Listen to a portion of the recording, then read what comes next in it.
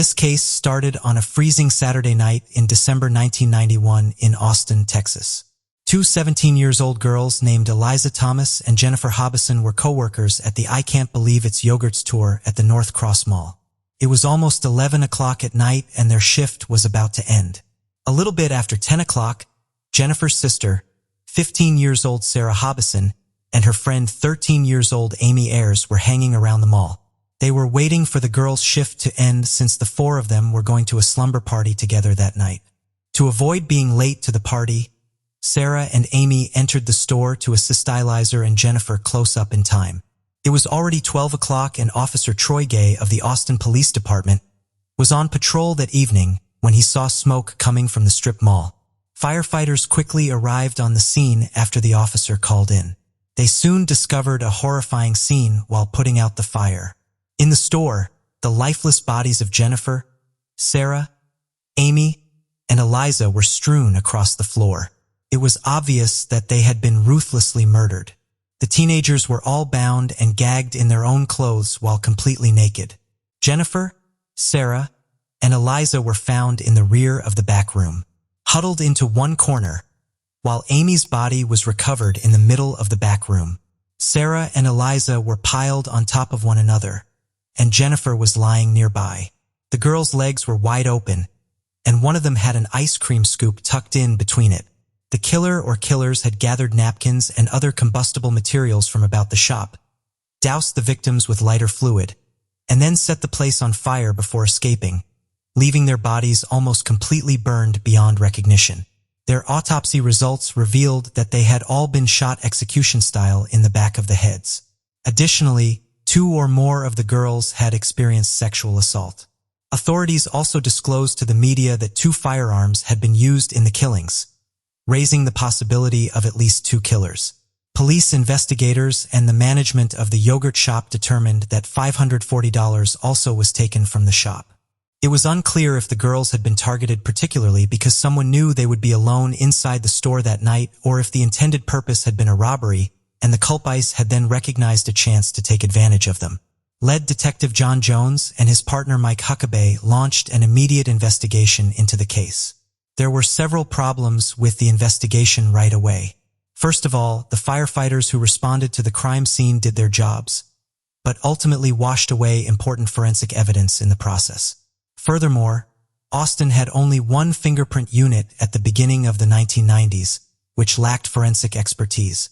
Additionally, there was only one homicide investigator working the shift the night of the murders due to the limited number of the city's homicide squad. Despite the police department's shortcomings, Detectives Jones and Huckabee had quite a large number of suspects. The police station's phones were ringing nonstop as tips poured in. When faced with 342 suspects and scores of fake confessions, the investigators became overwhelmed. The investigators started by looking into possible local serial killers due to the graphic nature of the crime and the staging of the teenagers' bodies. This led them to Kenneth Allen McDuff. A quick note before we continue. As you know, on Uncover Eyes, we release new videos every other day. Many of you have reached out expressing a desire for daily content, so we've launched a new channel, also focused on real-life crime stories, called Secret Crime Mysteries. On the days we don't post videos on Uncover Eyes, we'll be uploading them on Secret Crime Mysteries. This means if you're looking for daily doses of astonishing real-life crime cases, don't hesitate to subscribe. Without further ado, let's dive into today's case. Kenneth Allen McDuff was a Texas serial killer who is thought to have committed at least 14 murders. On August 6, 1966, he was found guilty of killing 3 teenagers named Robert Brand, Mark Dunman, and Edna Louise Sullivan. These killings were known as the Broomstick Murders because Edna's neck was broken like a broomstick after she had been sexually abused numerous times. For his crimes, Kenneth Allen McDuff was given a death sentence, but in 1972, the U.S. Supreme Court decided to end the death penalty in a 5-4 ruling, and his sentence was altered to life in prison with the chance of parole. He was granted parole in 1989 as a result of prison overpopulation. It is however believed that Kenneth Allen McDuff further committed numerous killings upon his parole, including the 1992 slaying of Melissa and Northrup, a 22-year-old Texan. After many years of eluding authorities, Macduff was ultimately apprehended and put on death row. On November 17, 1998, the day before he was put to death, he admitted to killing the 14 Agers at the yogurt store. He was foolish if he believed that making this last-minute confession would save his life. That day, as planned, he was put to death. Detectives looked into Macduff's confession but disregarded him when fingerprints and hair taken from the yogurt store could not be used to identify him as the killer. Days after the brutal killing of the girls, investigators received a tip to look into a teenager named Maris Pius. Maris Pius was a 16-year-old boy who was spotted with a gun that night at the North Cross Mall, where Sarah and Amy were hanging out before going to the yogurt store. The weapon was a handgun with a .22 caliber, the same caliber as one of the weapons used to kill the girls. However, nothing came out from the lead when Detectives Jones and Huckabee questioned Pierce along with his 3 friends who accompanied him to the mall. Ballistics analysis of Marie Spears' gun revealed that it did not match the murder weapon. Additionally, just like with Macduff, none of the 4 suspects were identified by the fingerprints and hair samples taken from the crime site. The detectives eventually moved on from this. The case was given to new detectives after years went by without any arrests. Then, in 1999, Forrest Welborn, Michael Scott, Robert Springsteen, and Marie Spears, for earlier suspects now in their 20s, were apprehended for the killings at the yogurt store. These were the same suspects who had been questioned 8 days prior to the girls' deaths and had been let go due to a lack of evidence. Michael Scott, one of the suspects, admitted to the murders. He wasn't alone, though. Robert Springsteen also admitted to killing the girls and raping one of them.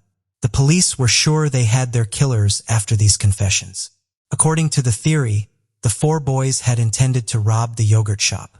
Forrest Welborn waited outside and kept watch as Michael Scott, Robert Springsteen, and Marie Spears entered the store.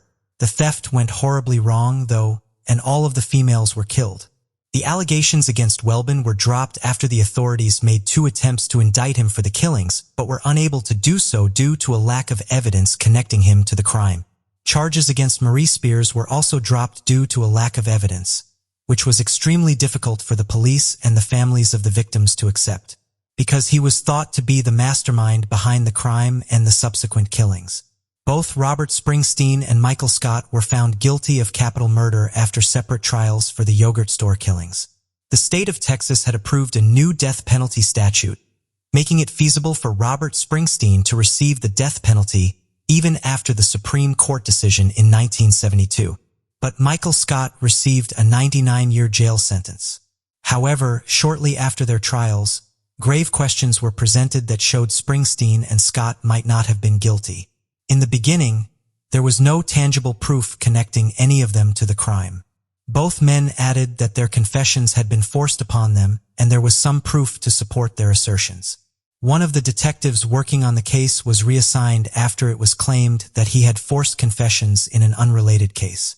Additionally, a picture of another Austin police officer aiming a gun at Scott's head during questioning surfaced. Both convictions were overturned by the courts after they determined that they had violated Springsteen and Scott's Sixth Amendment right to confront their accuser. This came 15 years after the yogurt shop killings were perpetrated. During the trial, Michael Scott and Robert Springsteen's confessions were used against each other, but their attorneys were never permitted to cross-examine the accuser. It was determined that their constitutional rights had been violated as a result. Later, in 2008, DNA testing on the evidence gathered from the crime scene revealed that neither Scott nor Springsteen's DNA, nor that of any other persons accused of the crime, matched the results. According to then Travis County District Attorney Rosemary Lemberg, the yogurt store murder was committed by Scott and Springsteen, but the men would not be charged again until the unknown man linked to the DNA evidence at the crime scene was located. The majority of law enforcement officials continue to believe that the original 4 suspects were the culprits, and that the DNA evidence implicating a 5th suspect was a fabrication. The 5th suspect argument, according to Michael Scott and Robert Springsteen's defense attorneys, is absurd, and they emphasize that no one ever brought up a 5th suspect before the inconvenient DNA results came in. According to some attorneys, investigators, family members, and armchair detectives who have studied this case, the killers of the teenagers may have been 2 unnamed customers who were at the yogurt store right before it closed. although 52 customers who had come into the store on the day of the murders were reportedly questioned by the police. 2 individuals who witnesses said were present at closing time have never been located. 3 customers left the store shortly before it closed and on their way out. They reportedly saw 2 males seated in a booth, and they didn't appear to be planning to leave anytime soon. Perhaps the men ordered a soft drink. When Jennifer and her coworker decided to close the store, at least one of the customers witnessed her lock the front door and post a closed sign to prevent any additional customers from coming in. After all the other customers had left, only the 2 men in the booth remained. Witnesses gave the following descriptions of the persons of interest. One is around 5 foot 6 inches tall and has lighter hair, maybe like a dirty blonde. He seemed in his late 20s through early 30s. The second man is noted as being larger. Both were dressed in larger jackets, one of which was green, an army fatigue kind of looking jacket, the other had a black jacket. Neither of these males has been named as of yet. In the end, it is debatable if robbery was really the true motivation in this instance. It is difficult to believe that these killings were just the outcome of a robbery gone wrong given the meager sum of money seized and the high level of violence. The likelihood that the murder was committed with sexual motivation and that the murderers only grabbed the money as an afterthought is substantially higher. It's possible that one of the girls knew the murderers. Or it's possible that Sarah and Amy were followed from the mall to the yogurt store. Linking the DNA evidence discovered at the scene to the 2 male customers who were observed by witnesses lingering in the yogurt shop after closure could hold the key to solving this case. The 1991 murders at the yogurt business altered the city of Austin irrevocably. The murders were referred to by the then mayor as the crime where Austin lost its innocence. Residents of Austin began to doubt the safety of their community after the brutal and untimely deaths of 4 young girls who still had their entire lives ahead of them. The I Can't Believe It's Yogurts tour was converted into a nail salon, but a plaque honoring Jennifer Hobson, Sarah Hobson, Amy Ayers, and Eliza Thomas still stands in the parking lot beneath a large oak tree, serving as a reminder to anybody passing by that the murder case is yet to be solved and that justice is yet to be served. Alex Murdaugh attempted to follow in his family's footsteps by pursuing a law degree from the University of North Carolina, where he met his future wife, Margaret Maggie Branton. They started dating in 1991 and got married 2 years later, on August 14, 1993, at the Second Presbyterian Church in South Carolina. Alex and Maggie had 2 sons, Richard Buster Murdaugh and Paul Murdaugh. Alex joined his family's law firm, PMPD, as a personal injury attorney, aiming to continue his family's legacy. However, unlike his ancestors, Alex misused the power and influence his family's firm provided, covering up financial crimes, theft, and possibly even murder. For over a decade, Alex's dishonest dealings went unnoticed until his youngest son, Paul, was involved in a fatal boating accident. This incident was the latest in a series of suspicious deaths surrounding the Murdaugh family, leading people to speculate that these accidents were not coincidental and were instead part of a larger cover-up, given the family's history and resources. Here's what happened on February 23, 2019. Paul Murdaugh, fresh out of high school, took his family's boat to Pucas Island for a party with friends. The group, including his girlfriend Morgan Dowie, Anthony Cook, and Miley Almond, wanted an unsupervised night of fun. They planned a house party and oyster roast on the island. To make the night complete, Paul used his older brother's ID to buy beer and hard liquor. They left the Murdaugh River house around 7 p.m. and continued partying until midnight. Feeling restless, Paul suggested driving the boat to downtown Beaufort, where he and his friend Connor had 2 rounds of shots at around 1 a.m. As they headed back to the boat, a surveillance camera caught a tender moment between Anthony and Mallory. Paul, who was heavily intoxicated, started acting strangely on a boat ride with friends. At 1:15 a.m., the group got back on the water, but things quickly spiraled out of control. Paul drove the boat in circles, showing signs of intoxication, and got into an argument with the others. Anthony wanted to get out on a nearby rock, but Paul refused. GPS footage later showed that the boat's speed increased at some point.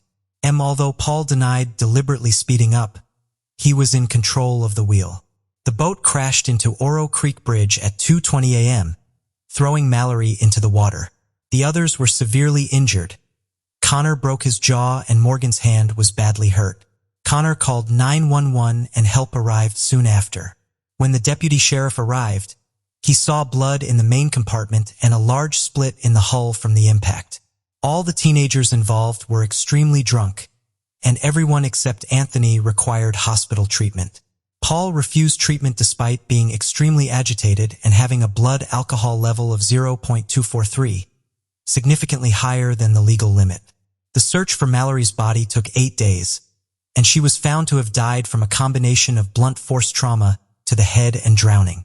Despite multiple eyewitnesses stating that Paul was out of control while driving the boat, he was not arrested or charged. This led to rumors that Alex Murdaugh had used his influence to protect his son from justice. In March 2019, the Murdaugh family was served with a wrongful death lawsuit. Mallory's family alleged that Paul's mother, Maggie, was aware that her son was drunk when they went boating and that Buster had helped them obtain fake IDs to buy alcohol. Paul was finally charged with 3 felonies on April 18, 2019, but he never made it to court because he died before his trial. A series of mysterious deaths have been linked to the Murdaugh family. One incident involved Stephen Smith, a gay teenager, who was found dead on July 8, 2015. His official cause of death was blunt force trauma to the head, and it was initially ruled a hit-and-run incident with no suspect arrested. However, Stephen's mother believed he was the victim of a hate crime. There were rumors that Stephen was in a relationship with Alex Murdaugh's oldest son, Buster, and that Buster might have been involved in Stephen's death. Gloria Satterfield, the Murdaugh family's longtime housekeeper, died on February 26, 2018, due to complications from a severe head injury. Alex Murdaugh claimed that his dogs had caused her to trip and fall, but there was no autopsy to confirm this account. The case was reopened on March 22, 2023, and it was revealed that Gloria's death was actually a murder, although no suspects have been named. Alex Murdaugh's family was involved in a wrongful death lawsuit after his housekeeper, Gloria Satterfield, died in 2018. The lawsuit resulted in a $4.3 million insurance policy settlement, but the money never reached Satterfield's sons. Instead, Murdaugh allegedly conspired with his friend Corey Fleming, a lawyer and godfather, to one of Murdaugh's sons to steal the payout. The money was diverted to Murdaugh's bank account and the Satterfield family was never notified. Satterfield's sons filed a new civil lawsuit against Murdaugh in September 2021. On the same day, state investigators opened a criminal investigation into Satterfield's death, citing inconsistencies in the coroner's report. The Satterfield family allowed authorities to exhume Satterfield's body for further investigation. Meanwhile, Murdaugh was facing numerous financial and embezzlement charges. He was allegedly involved in a money laundering and painkiller ring with his distant cousin Curtis Smith, which lasted from 2013 to 2021. On September 4, 2021, Murdaugh orchestrated a scheme in which Smith shot him in an attempt to collect a $10 million life insurance policy. However, the bullet only caused superficial injuries, and Murdaugh was able to call 911 himself. 2 days later, Murdaugh confessed to the scheme and was charged with insurance fraud, conspiracy to commit insurance fraud, and filing a false police report. He surrendered himself and was taken into custody. 2 days later, he announced his resignation from his family's law firm and entered rehab. However, it was soon revealed that Murdaugh had misappropriated $792,000 from his law firm. His law license was indefinitely suspended in September 2021.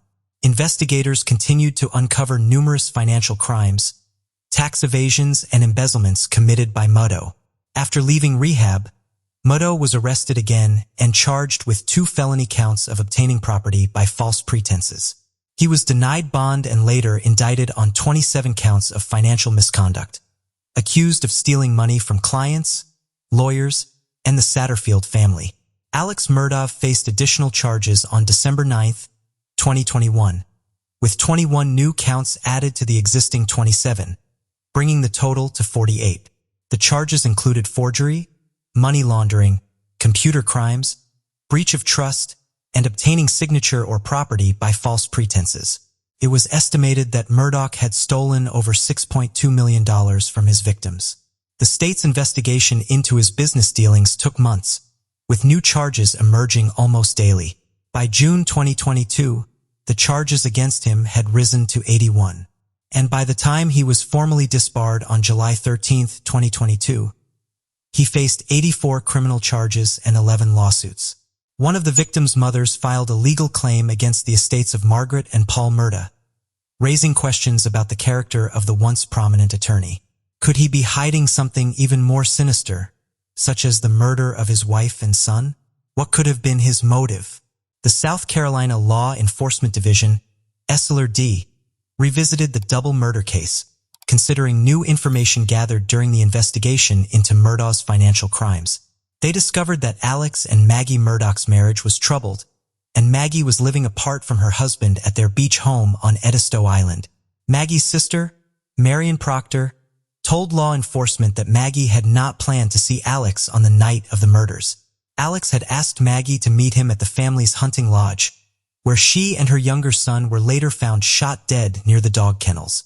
Alex claimed to have taken a long nap before leaving to visit his ailing mother, who suffered from dementia. He stated that he was away for 45 minutes to an hour and a half, and found his wife and son dead upon his return. However, law enforcement suspected that Alex's timeline was questionable and lacked a clear motive for the murders. The investigation revealed that weeks before the murder, the state grand jury had subpoenaed Alex Murdaugh's finances, which threatened to expose his financial wrongdoings. Additionally, his law firm had discovered his misappropriation of company funds, and he was confronted about it on June 7, 2021, the day of the murder. State authorities believed that the financial pressure had pushed Alex to hatch a plan to divert attention from his crimes and garner sympathy in the public eye. 13 months after the fatal shooting, Alex Murdaugh was charged with the murders of his wife and son. The prosecutor alleged that Murdaugh had shot and killed his wife and son at close range with a shotgun and an AR-style rifle. The murder weapons were never found. Murdaugh's defense team argued that two shooters were involved due to the different weapons used. Expert witness testimony suggested that the shooter was likely between 5 feet 2 inches and 5 feet 4 inches tall, which ruled out Alex Murdaugh as a suspect due to his 6'4" 4-inch height. However, under cross-examination, the expert admitted that there were other possible explanations for the bullet trajectory beyond the shooter's height. The investigation revealed that Maggie was shot with 300 blackout ammunition from an AR-style rifle, and a box of this ammo was found at the Murdaugh family estate. Prosecutors argued that Alex killed his wife and son to gain sympathy and avoid accountability for his financial crimes. Alex's lawyers countered that this didn't make sense as it would only shift attention to himself and put him in the spotlight of a murder investigation. Alex was a person of interest from the start of the investigation, but his lawyer claimed he had an ironclad alibi for the night of the murders and no motive to kill his family. Prosecutors presented 2 videos taken on the night of the murder, which appeared to show Alex wearing different shirts. The Snapchat video taken from Paul's phone showed Alex wearing a blue shirt, while the body cam footage showed him wearing a different shirt. Investigators couldn't find the blue shirt, and prosecutors suggested Alex tried to influence a key witness's account of what he was wearing. Cell phone data and testimony from Alex's mother's caregiver confirmed that Alex was only at his mother's home for 15 to 20 minutes, contradicting his claim of staying for 45 minutes to an hour and a half. The most crucial piece of evidence was a video found on Paul's phone recorded at 8:44 p.m., just minutes before the murders. The video featured the voices of Paul, Maggie, and Alex, placing Alex at the scene of the crime. This contradicted his previous alibi and confirmed his presence at the dog kennels where the murders occurred. Alex testified that he didn't shoot his wife or son, but admitted to lying about his alibi. Alex Murdaugh changed his story, claiming that his opioid addiction and resulting paranoia led him to lie to law enforcement. However, prosecutors argued that Murdaugh fabricated this excuse after murdering his wife and son. They believed he used his wife's phone to create an alibi by making calls and sending texts, including, "Me, babe," at 9:47 p.m. Phone data showed that Murdaugh's and his wife's phones locked simultaneously, and Alex's phone recorded a sudden increase in steps around the time of the murder. Prosecutors suggested this was evidence of him trying to hide or dispose of evidence. But his lawyers disputed this, pointing out that the step patterns on Alex's phone did not match his wife's. The decisive evidence came from a video recorded at the dog kennels. After deliberating for just 3 hours, the jury found Meadow guilty on all counts on March 2, 2023. He was sentenced to 2 consecutive life sentences without parole. Additionally, he received a 5-year sentence for possession of a weapon during a violent crime. Murdaugh pleaded guilty to 22 financial crimes as part of a deal, but maintains his innocence in the murders. He appealed his conviction on March 9, 2023. In a surprise move, his lawyers filed a motion for a new trial, alleging that Rebecca Hill, a court clerk, had engaged in jury tampering. Hill denies the allegations, which include advising jurors to disregard Murdaugh's testimony and other defense evidence, pressuring them to reach a quick guilty verdict, and misrepresenting critical information to the trial judge. A hearing is scheduled for Murdaugh's lawyers to present evidence and witnesses to support their claim. However, a judge has not yet been assigned to preside over the hearing. With over 100 financial and drug crime charges pending, as well as multiple lawsuits, it is clear that the Alex Murdaugh case is far from over. The Los Angeles police believe that Sherry Rasmussen's murder was the result of a burglary gone wrong, which is why the case remained cold for almost 3 decades. Then, when a detective examined the cold case file one fateful morning in 2009, he discovered his first hint that the murderer had been hiding there in front of them all along. Hello and welcome to Mystery Detective. Please subscribe and hit the bell icon for more crime cases. Sherry Rasmussen was the love of John Rueten's life. The couple first met in the summer of 1984. Sherry was a tall Scandinavian beauty with light brown hair. She had a broad face with high cheekbones and a wide set of eyes beneath heavy, arching eyebrows. John Rueten was an outspoken and endearing young guy with a thick mop of dark hair that made him look like a male model. Sherry and John were athletic and were runners on fast track. At age 25, John Rueten was a recent University of California Los Angeles graduate, and Sherry, who was 2 years older, was the nursing director at the Glendale Adventist Medical Center. Sherry was quite slick. She had enrolled in Loma Linda University at the age of 16, and at the time of her murder, she gave critical care nursing lectures all over the world. She was thought to be intelligent and gorgeous. She was also focused and self-assured. She was an embodiment of the kind of person John aspired to be, or to put it another way, the way he viewed himself at his best. Sherry also had a strong attraction to John. Their bond was effortless and quick. When they met, all of their previous relationships and future ambitions seemed to simply dissolve. They connected and soon became a wedded couple. Their wedding took place in November 1985. After a busy post-wedding holiday season that included joyful visits to both sets of parents, they were settling into their married life pretty easily by the following year. On February 24, 1986, John had begun working at an engineering firm. Sherry was still in bed when he left their Van Nuys apartment in California for work that day. The couple had gone to see a movie the previous night. That Monday morning, Sherry was scheduled to give a motivational speech at work, a managerial tactic she did not feel was effective.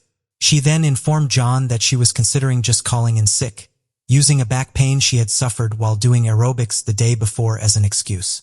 John advised her to go to work and get the speech over with. When John left the front door at around 7:20 a.m., Sherry was still contemplating her options under the covers.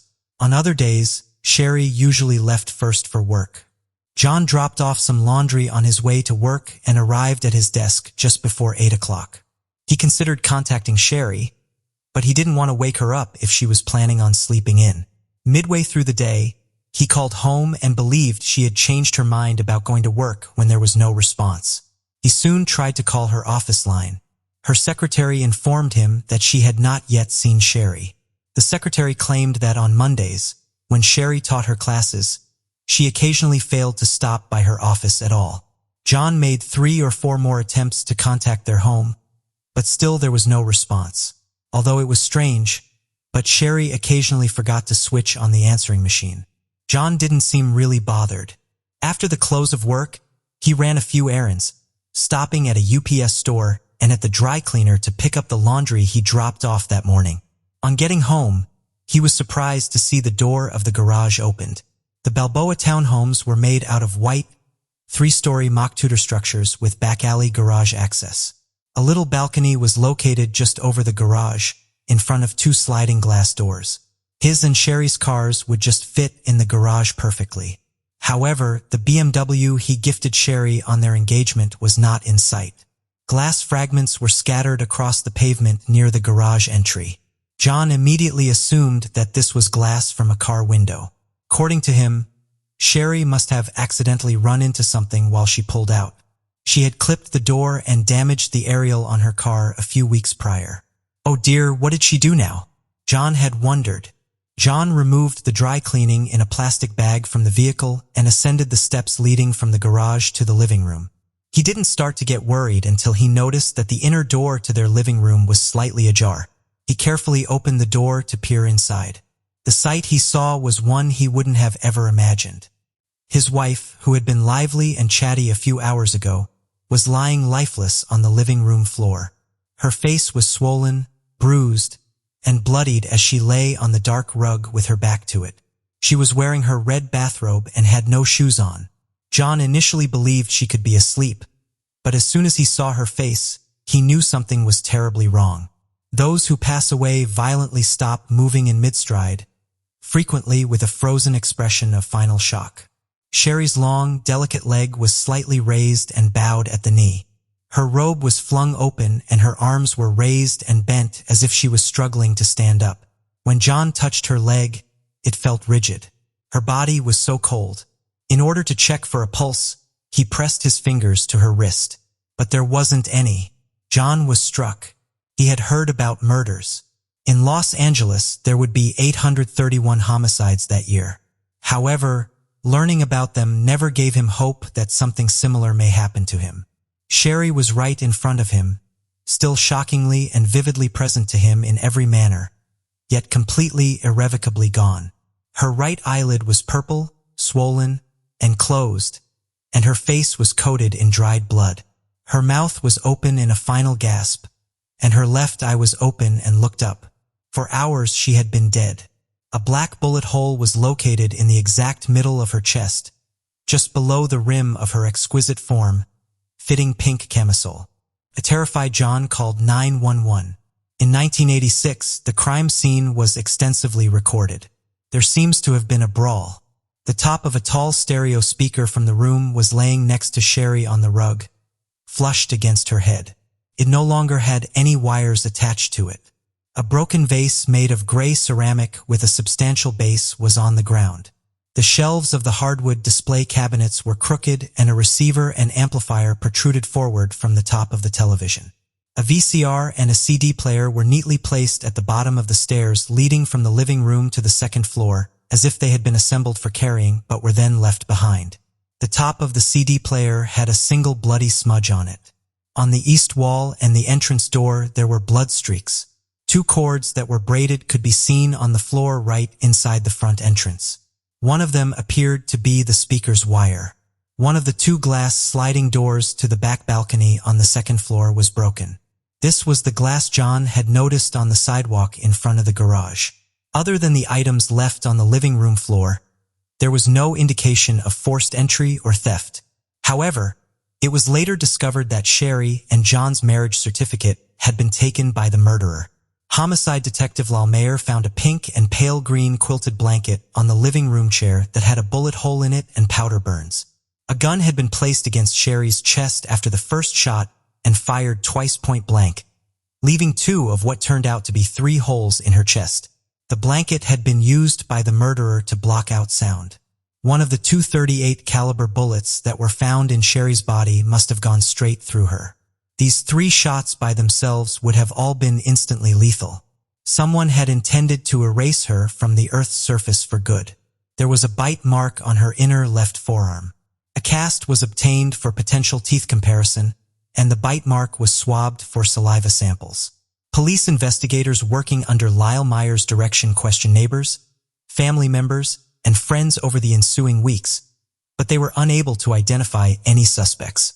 A week later, Sherry's silver BMW with the keys in the ignition was discovered parked on a street in Van Nuys. It had many fingerprints, a blood stain, and a strand of brown hair. According to research and community interviews, two Latin guys had been breaking into houses in the vicinity, and during one of those break-ins, they had abused a woman. Detectives Mayer's viewpoint from the day of the murder would not change. He claimed the homicide resulted from a robbery gone wrong. However, Nels Rasmussen, Sherry's father, was of the opinion that John's ex-girlfriend, Stephanie Lazarus, who was a cop at the time, killed his daughter. In the months after Sherry and John moved in together, Sherry had confided in her father numerous times. She claimed that Stephanie Lazarus and John attended the same college and got intimate once or twice, but never made their relationship official. On John's 25th birthday, Stephanie threw a surprise birthday party for him. Unknowingly to her, John was seeing someone else. John never considered Stephanie as a girlfriend, and so he had to let her know that he was now in a serious relationship with Sherry. Stephanie, however, was obviously obsessed with John and wouldn't accept that. She subsequently showed up around John and Sherry. Stephanie Lazarus was athletic, bold, and had black hair. According to Sherry, she had unexpectedly visited their home a few weeks prior to their wedding. She went over to the apartment and left a set of water skis for John to wax. The skis, according to Sherry's father, were nothing more than a pretext for intrusion. Provocative act. Sherry didn't like that another woman was intruding their home. She and John had a dispute over Stephanie. John, however, informed her that he and Stephanie were no longer together and that their relationship had never grown that serious, explaining that they had been dorm mates long before lovers. Sherry, however, did not want John to wax those skis. Nels claimed that John did not support Sherry and would not defend her against Stephanie. Instead, he advised Sherry to appease her. Sherry informed her father that the lady police officer had returned unannounced to pick up the skis that John had waxed against her protests. That time, when John handed her the skis, she made it clear that the woman was not welcome and requested her to go. Stephanie had not been at all discouraged by this. She had returned, this time wearing a Los Angeles Police Department outfit and carrying a revolver around her waist. She claimed to be taking a break. John wasn't around. Usually it was John who remained at home while Sherry left for work. Sherry immediately questioned if this was a regular occurrence. Fiancé leaves for work. An ex-girlfriend drops by. She didn't want to accept it as true. She wished to believe John. A few weeks remained till the wedding. Sherry did not cry easily, but one evening she broke down when talking to her father on the phone. When she and John traveled to Tucson for her birthday, she and her father spoke about it more. Nels reported that his daughter expressed a want for John to intervene and tell Stephanie to leave them alone, but all John ever did was reassure her that he and Stephanie weren't dating and that the best course of action was to ignore her until she eventually left. Nels recalled the visit Stephanie Lazarus made to Sherry's office at the hospital. Sherry had thoroughly described this meeting to her father. She claimed that Stephanie barged into her Glendale office and did so without waiting for the secretary to open the door. This time, the female police officer wore tight shorts and a tube top and a tie that screamed her athleticism and sexiness. She then made a chilling remark that says, "If I can't have John, nobody else will," before leaving Sherry's office. Nels Rasmussen told Detective Lyle Meyer all of these in an interview a day after Sherry's murder, just shortly after he had asked the detective the simple question, "Have you checked out John's ex-girlfriend, the lady cop?" Detective Meyer, however, discarded Nels and testimonies. He then told Nels that he had watched too many TV cop shows. Also, John had contested Nels. He assured Detective Meyer that his father-in-law's descriptions of the encounters were not accurate if Sherry hadn't informed him of them. Detective Meyer stuck to the robbery theory. Nels was shown sketches of two Latin male suspects shortly after the murder, and the burglary scenario was explained. He was unable to identify the sketches, and the overall situation was incomprehensible to him. He had to question the professionalism of these detectives. The residents had evidence of a fight. According to Detective Meyer, the fight might have continued for an hour and a half. Nels questioned how his daughter had managed to hold off two men for so long. Based on the bite mark on the Sherry's forearm, there was speculation that the murderer was a female, given that women tend to bite during a fight. But the idea was rejected. Along with the hole and powder burns on the blanket, Sherry also had a bullet wound in the middle of her chest. Nels was informed by Meyer that his daughter had been assassinated, not only shot and killed. He wondered why a random thief would just come to assassinate a person without taking anything of value in the house. Nels questioned the detectives if they had checked to see if the female police officer was on duty that day. He asked them if they had inspected or photographed her, but the answers were no. Stephanie Lazarus was never contacted by anyone. Sherry Rasmussen's case went cold, and the evidence of her murder was filed away in the commercial storage. Detective Mayers retired in the coming years, and several years were spent by Nels Rasmussen trying to get his daughter's case reopened. In the long run, many investigators declined to do it, and the investigation didn't pick up again until DNA testing was made accessible. In 2001, Sherry Rasmussen's case was reopened for reinvestigation after a committed Los Angeles Police Department homicide team used new technologies to work on old forensic investigations. But detectives were soon left looking for missing evidence on Sherry's case file. Luckily, in 2004, criminalist Jennifer Francis discovered the missing cotton swab containing DNA from the bite mark on Sherry's forearm. The DNA sample was entered into Cody's, and there was no match. However, the saliva and bite mark were determined to belong to a female, disproving the initial theory that a male burglar was responsible. After this discovery, the case was abandoned once more. In 2009, the Los Angeles Police Department renewed the case. After revisiting the documented crime scene, it was determined that the murderer arranged the crime scene to look like a burglary in order to put police off the case. In the notes from the initial investigation, detectives ultimately discovered a single sentence where Stephanie Lazarus's name came up once in the entire case file. Investigators, however, chose to follow the tip. They contacted John Rutan, who is now remarried with kids. He told them that Stephanie Lazarus had indeed been his ex-girlfriend, and her being Sherry's killer was all Nels Rasmussen's theory. He again said he didn't believe she did it. Investigators contacted Nels Rasmussen after 2 decades. Nels was angry at first because the police department wouldn't interview the killer of his child. However, after a positive feedback from the new detectives, he recounted what he had told investigators in the initial phase of the investigation. The detectives were shocked that all his revelations were never documented. When the detectives discovered that Stephanie Lazarus was a police officer, they ran her name through the department directory and came up with their esteemed colleague in the art theft division. She was a reputable figure in the department and had over the years been promoted for her diligence. Regardless, the detectives began to look into their colleague's whereabouts on the day of Sherry's murder. They knew as a cop, she would be very careful if she wanted to commit a murder.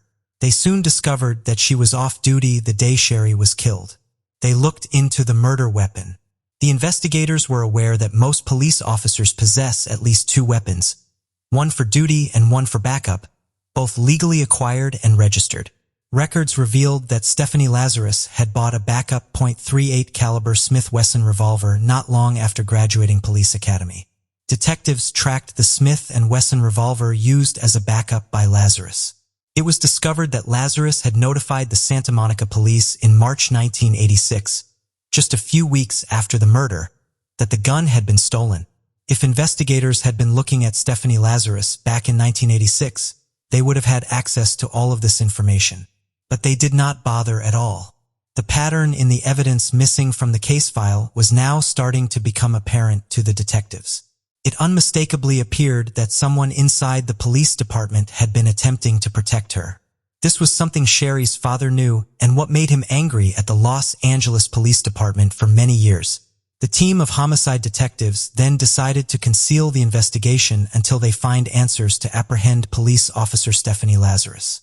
They needed a DNA from her, and so a special operations team secretly followed her and her adopted daughter to Costco. When they stopped for a snack at a table outside the building, the team was able to recover the cup and straw she had been using. 2 days later, the lab determined that the mouth on that straw was the mouth that had bitten Sherry Rasmussen's forearm during a violent battle 23 years earlier. During an interview in March 2009, Stephanie denied ever killing Sherry, but was ultimately arrested. 2 years later, in March 2012, Stephanie Lazarus was found guilty of killing Sherry Rasmussen. She was given a 27-year sentence. She and the Los Angeles Police Department had been sued by the Rasmussens.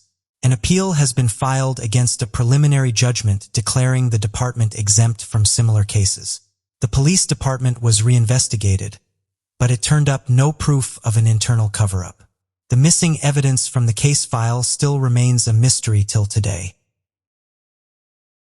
Michael Haight was born on January 7, 1980 in Seattle, Washington, and later moved to Cedar City, Utah with his family after his father finished dental school.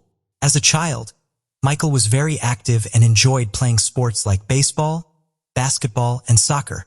He also excelled in school and achieved the rank of Eagle Scout.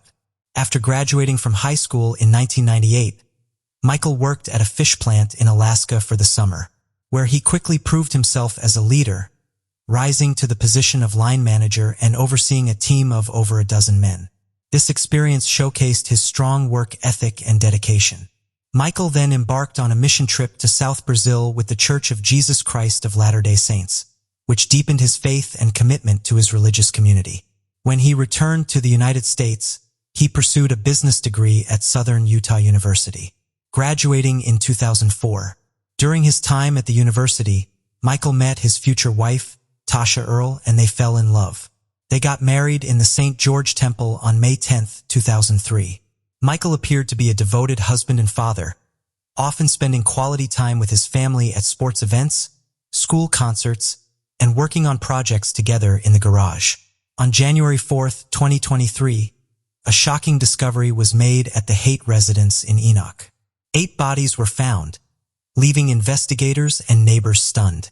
The events leading up to this gruesome finding began when Tasha Haight missed an online appointment and her husband Michael failed to show up for work. Their concerned colleagues contacted the police to perform a welfare check at the Haight residence. When officers arrived, they knocked on the door but received no response. As they surveyed the property, it seemed empty. Considering the Haight's had 5 children, the police reached out to the Iron County School District to check if any of the kids were in school that day.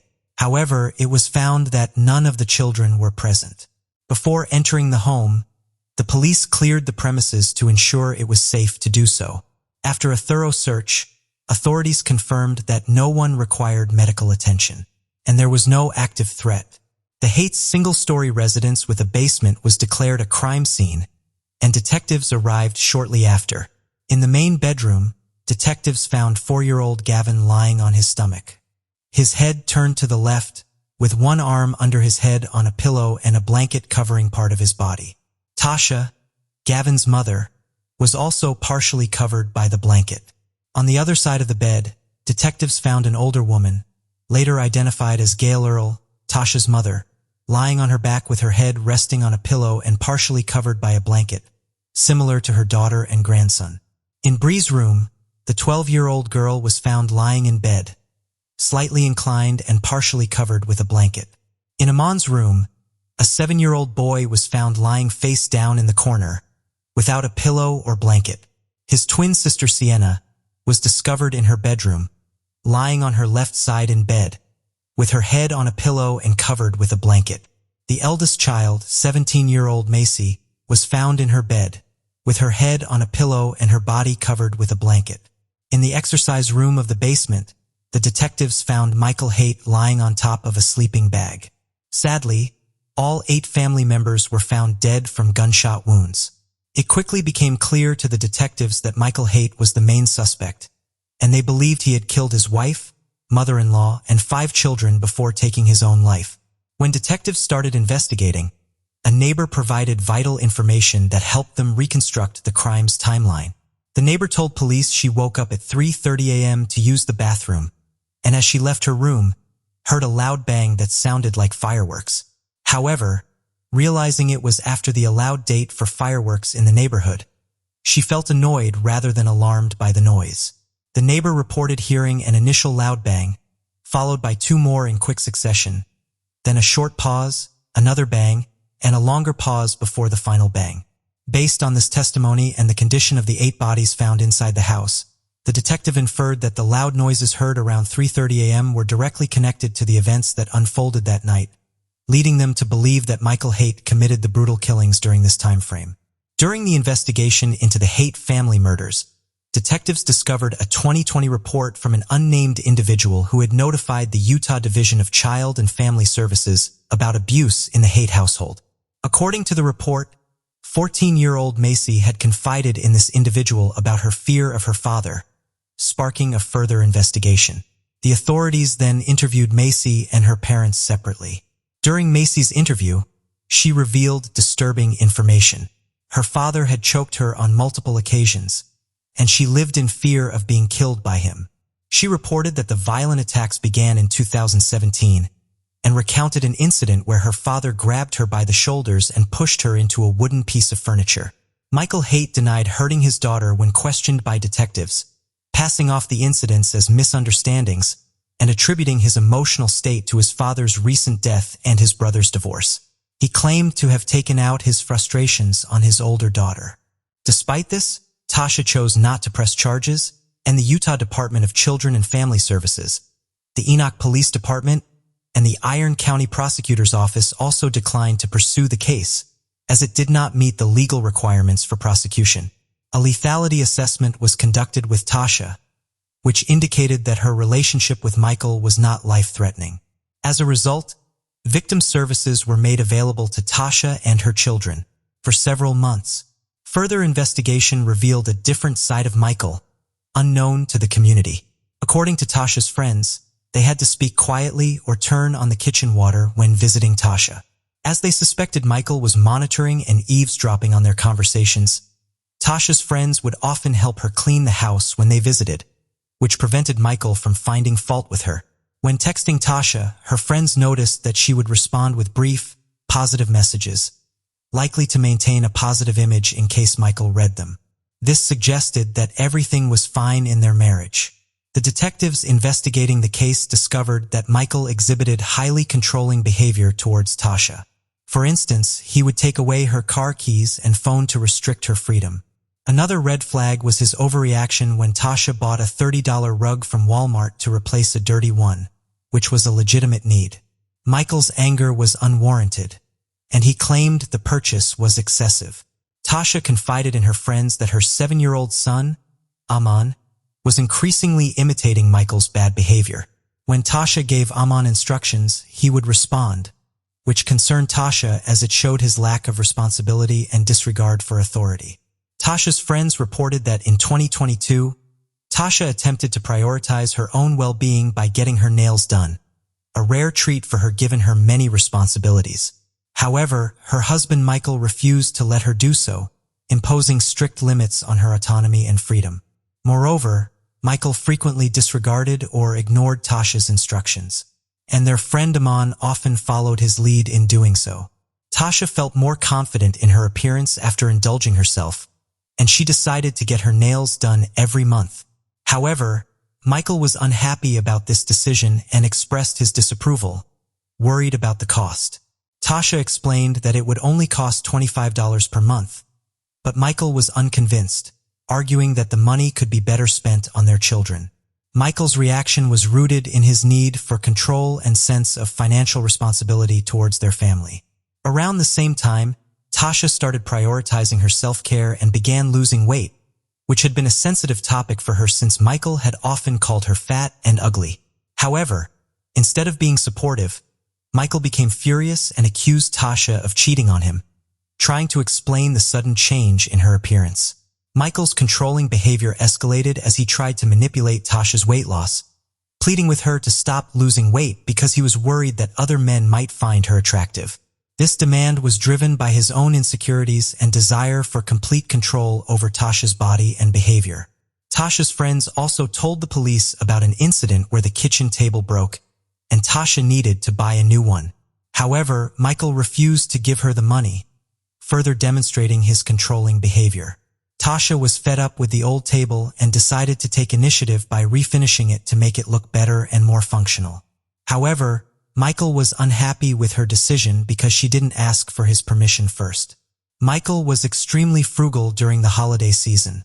Despite earning a good income, he only gave Tasha $100 for each of their 5 children to buy presents, which was not enough in Tasha's opinion. Tasha always made sure her children had a wonderful Christmas, but Michael refused to provide more funds, claiming that he worked hard for his money and saw no reason to give more to his family. He believed that his income was rightfully his alone. Michael's passion for reducing waste and conserving resources led him to implement strict rules on household habits. He forced Tasha to wash and reuse plastic bags, even if they had been used only once or multiple times.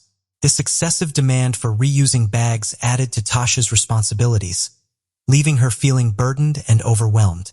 Michael's controlling behavior extended to every aspect of Tasha's life, including her daily routines.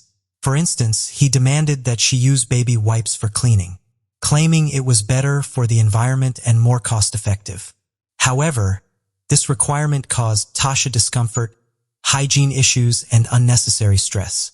If Tasha failed to follow Michael's instructions, she would face severe consequences, which he made clear would lead to serious trouble. This threat instilled fear and submission in Tasha, leaving her no choice but to obey Michael's demands. Natasha confided in her friends that while Michael had been cruel to her throughout their marriage, he had never directed this cruelty towards their children until the late 2010s. However, over time, the abuse towards their daughter Macy escalated, driving her to consider suicide. Michael had unrealistically high expectations for his daughter Macy, demanding she earn perfect grades despite her struggles, which were exacerbated by the emotional burden of his abusive behavior. This pressure was crushing for Macy. Macy's friends shared a disturbing incident with the detective. One evening, Michael returned home to find Macy comforted by her mother. He became enraged and ordered Macy to clean her room. This event left Macy deeply disturbed, remembering the hatred and evil she saw in her father's eyes. The detectives also discovered an incident where 7-year-old Briley disobeyed Michael while playing with a changing table. Michael responded by blaming his wife Tasha for their children's behavior, calling them the worst and most disrespectful in the world. He then humiliated Tasha, calling her fat and ugly in front of their 5 children. This painful incident prompted Tasha to plan her escape and file for divorce after 20 years of marriage. Tasha realized she had to leave her husband Michael after witnessing his abusive behavior and lack of self-control. She knew staying in the marriage would negatively impact her children, and their well-being was more important than her marital commitment. In December 2022, Tasha filed for divorce but asked for the papers to be delivered after Christmas to give her children one last normal holiday before the separation. When Michael received the papers, he tried to act normal, but Tasha saw through it.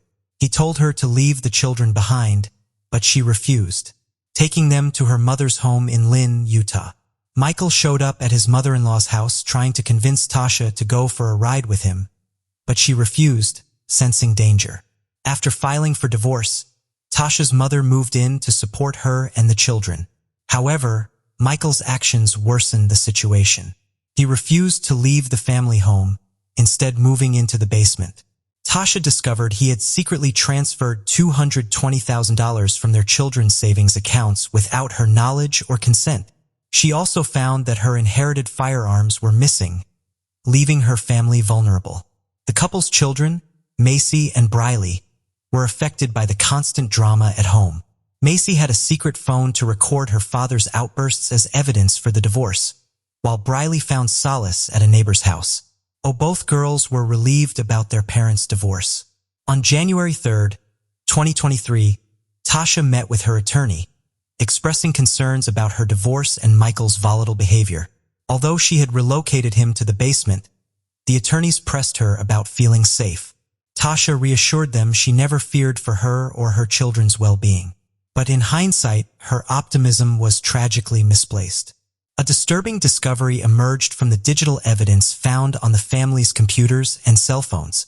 Just days before the tragic shooting, Michael made a series of concerning Google searches on December 30th at 10:41 p.m. These searches focused on firearms and shooting-related topics, revealing his sinister intentions.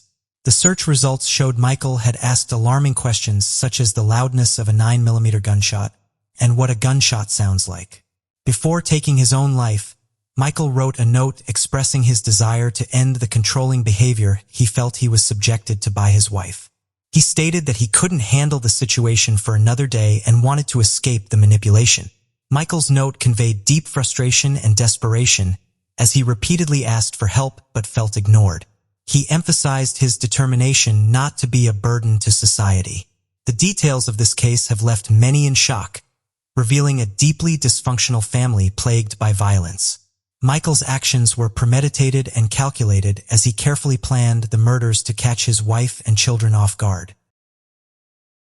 Abraham Lee Shakespeare was born in 1966 in Florida.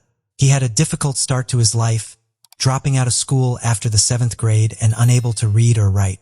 He spent time in juvenile prisons for various burglaries, but soon started working odd laboring jobs to support himself. His mother Elizabeth, whom he was very close to, said he was a hard worker and always made sure he was employed in some way.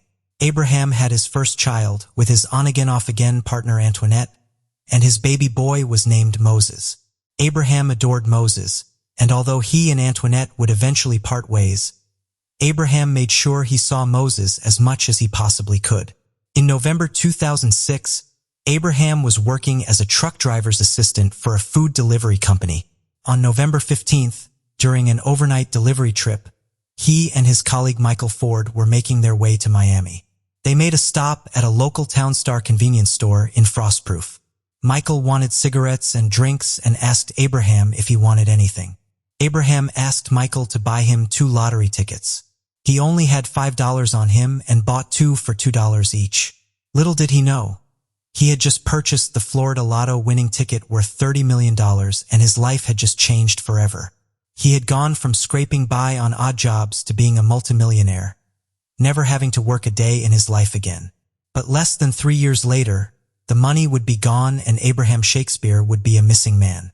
When it comes to accepting lottery winnings, you can either choose to get the money paid to you in annual installments, or you can take a one-time lump sum payment. Abraham Shakespeare chose to take the lump cash sum of $17 million before tax. In January 2007, he purchased a beautiful home in a gated community in Florida for $1.1 million. He also put $1 million into a trust fund for his son. But after this, he wouldn't really make any other large purchases for himself, instead choosing to gift or loan the money to other people. Later, in April 2007, Abraham was approached by his old truck driving colleague, Michael Ford. Michael demanded a share of the money on the basis that he had been the one to purchase the tickets for him. He refused to pay, resulting in Michael suing Abraham. Michael then alleged it was in fact him who had bought the ticket for himself and then kept them in his wallet and Abraham had stolen them. However, the jury did not believe the story, and in October 2007, after just an hour of deliberation, they ruled that Abraham had not stolen the tickets, and Michael Ford received nothing.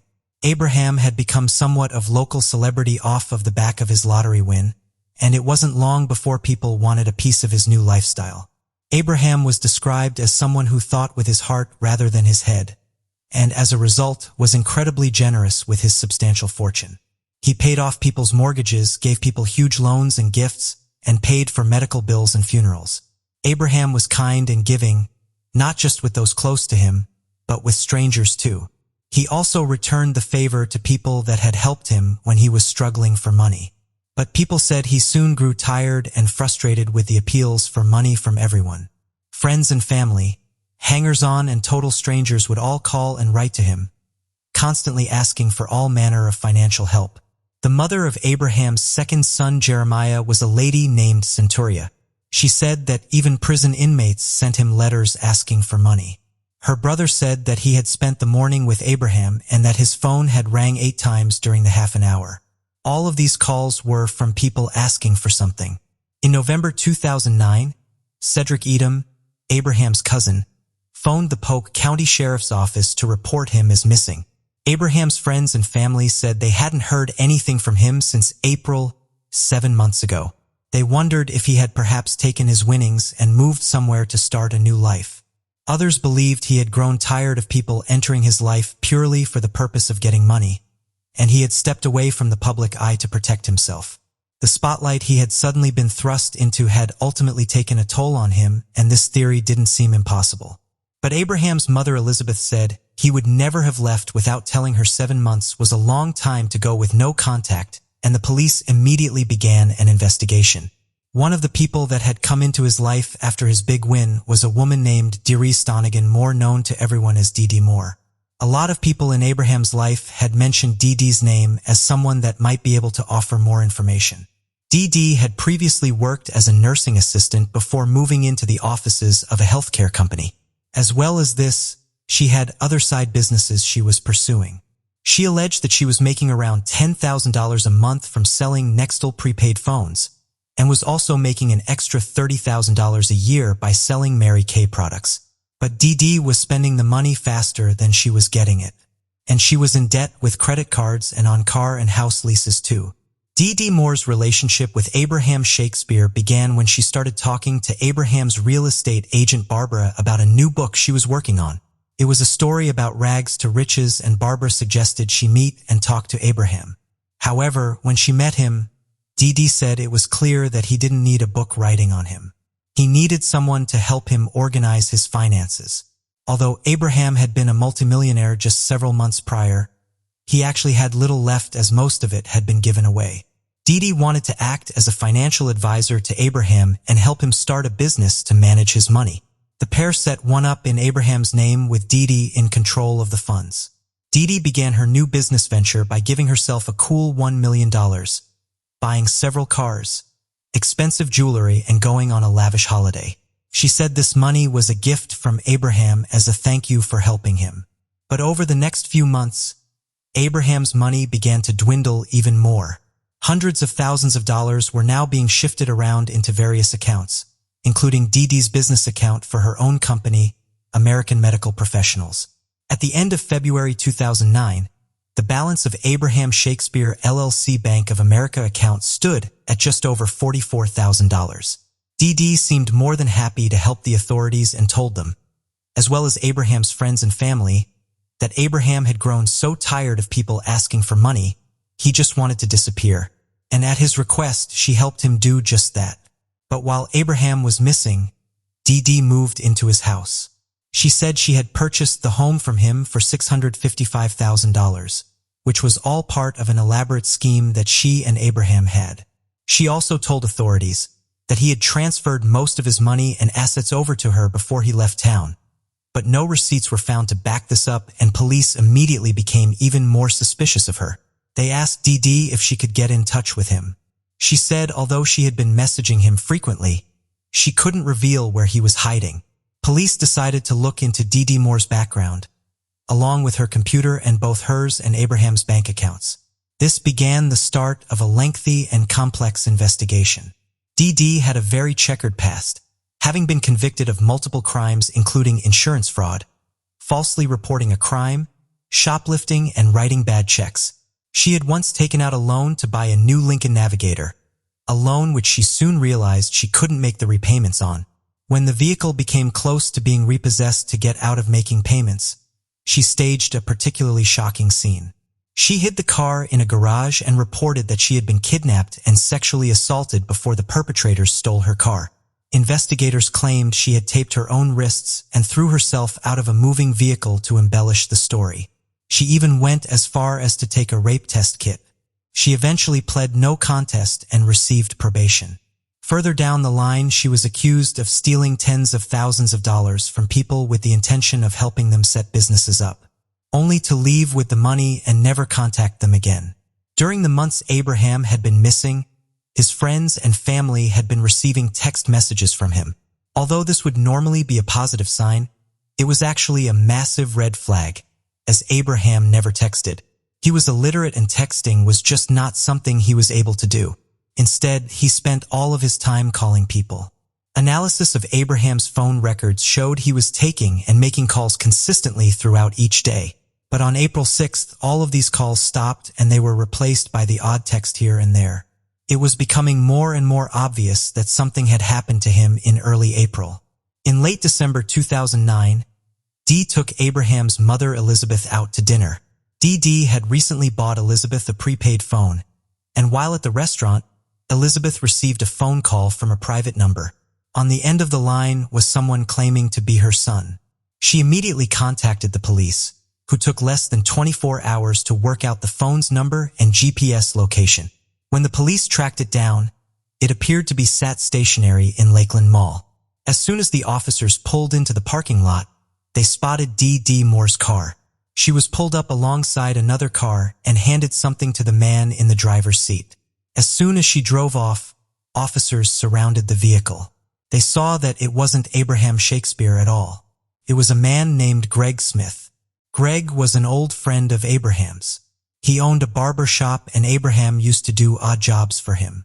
After winning the lottery, Abraham had given Greg a loan of just over $60,000 to help Greg's mother pay for her house when it went into default. Greg was paying this back in monthly installments. When the police asked Greg what was going on, he said Dee had handed him $300 in exchange for phoning Elizabeth, posing as Abraham. But Greg, along with many of the people that Dee had spoken to, believed that Abraham was in hiding and didn't want to be found. He felt he was helping Abraham stay safe and under the radar and wanted to stop Elizabeth from worrying. When police told Greg that they believed Abraham was not safe and well, and they suspected Dee knew more than she was letting on, Greg was shocked. He agreed to help the police and pass information on to them, fit a hidden wire into a Red Bull can and took it along to every encounter he had with Dee. Although Greg's actions were initially suspicious, police knew that he too had been a victim of Dee Moore's manipulation. While under surveillance, Dee asked Greg to deliver a handwritten letter to Elizabeth. This was going to be a fake letter from Abraham and would be another attempt to stop people looking for him.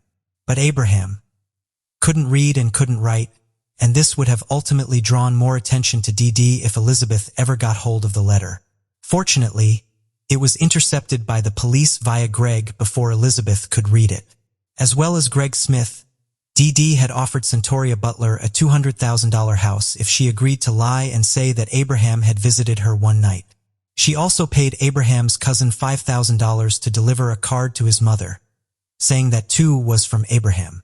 Police knew the answer to what had happened to Abraham lay with Dee Moore, and the evidence against her was rapidly starting to mount. Dee was now panicking and decided to show the media a video that she had filmed of Abraham, which allegedly added weight to her story that he had run away and left his old life behind. A lady named Judith was a longtime friend of Abraham and someone that had become a business associate of Dee. She revealed that Abraham had raised concerns with her about his finances and he wanted to look into them at the bank. When she told Dee about these concerns, Dee told her to stop him getting into the bank, as a lot of the money was no longer in the account. This allegedly happened in March of 2009, just 1 month before Abraham disappeared. On the 13th of January 2010, Grady Judd told the public that the police believed Abraham had been the victim of a crime, and just a day before the conference, Grady Judd named Dee Moore as a person of interest. Several days after this announcement, Dee responded, just as they'd hoped. She contacted Greg Smith again and asked him if he knew anyone that would be willing to take the rap and say they killed Abraham Shakespeare. When Greg told the police about this conversation, they instructed him to call her straight back with a fake story about a relative who was about to undertake a 20-year sentence for drug charges, and that he might be someone to talk to. Dee hastily agreed to talk to him, and the meeting was set for January 21, 2010. But of course, there was no relative, and the man Dee was actually meeting was an undercover police officer called Mike. Dee told Mike that she did in fact feel Abraham was dead. But if he was, she had nothing to do with it. Mike said he needed more details if he was going to take the rap for a crime he didn't commit. He wanted to know where Abraham was, what the murder weapon had been, and where this had all happened. Dee said she would see what she could find out and offered him $50,000 to falsely admit to the crime. Dee met with Greg Smith again. She handed him a .38 caliber pistol. It was registered in her name and was the gun that was allegedly used in the murder. She then drove Greg out to a house in Plant City. It was a house that she had purchased with Abraham's money, and Dee's boyfriend, Shar Krasnicki, was living in it. She walked over to a concrete slab outside and indicated this was where Abraham's body had been buried. She had bought a cattle trough with her and said they needed to pour kerosene into it to burn Abraham's remains. She joked that Greg should bring marshmallows along for when he did this. Greg went straight to the police, and less than a day later, a team of officers were at the property, digging it up. After 48 hours of excavation, police finally found the remains of Abraham Shakespeare. He had been buried almost 9 foot deep under a 30-foot by 30-foot concrete slab. It was determined that he had been shot twice in the chest. He was missing his shoes, and any bits of metal from his jacket and jeans had been cut out or removed. Following this discovery, Dee Dee found investigators herself and said she wanted to come in and talk to them. Still denying any wrongdoing, Dee Dee said she was finally ready to tell them exactly what had happened. She claimed that the killer's name was Ronald, and he told her where Abraham was buried. She said that Abraham had been involved in a big drug deal gone wrong, and that she had watched him get shot while drug dealers cleared out a safe of money. She claimed they decided to leave her alive so that she could continue to give them money down the line. But Ronald was a character that she had fabricated while talking to Greg Smith while she was unknowingly under surveillance and being recorded. She had seemingly forgotten her own lies. Investigators didn't believe a word and asked Dee Dee to leave the station. Over the next few hours, the Polk and Hillsborough County authorities worked hard to secure an arrest warrant.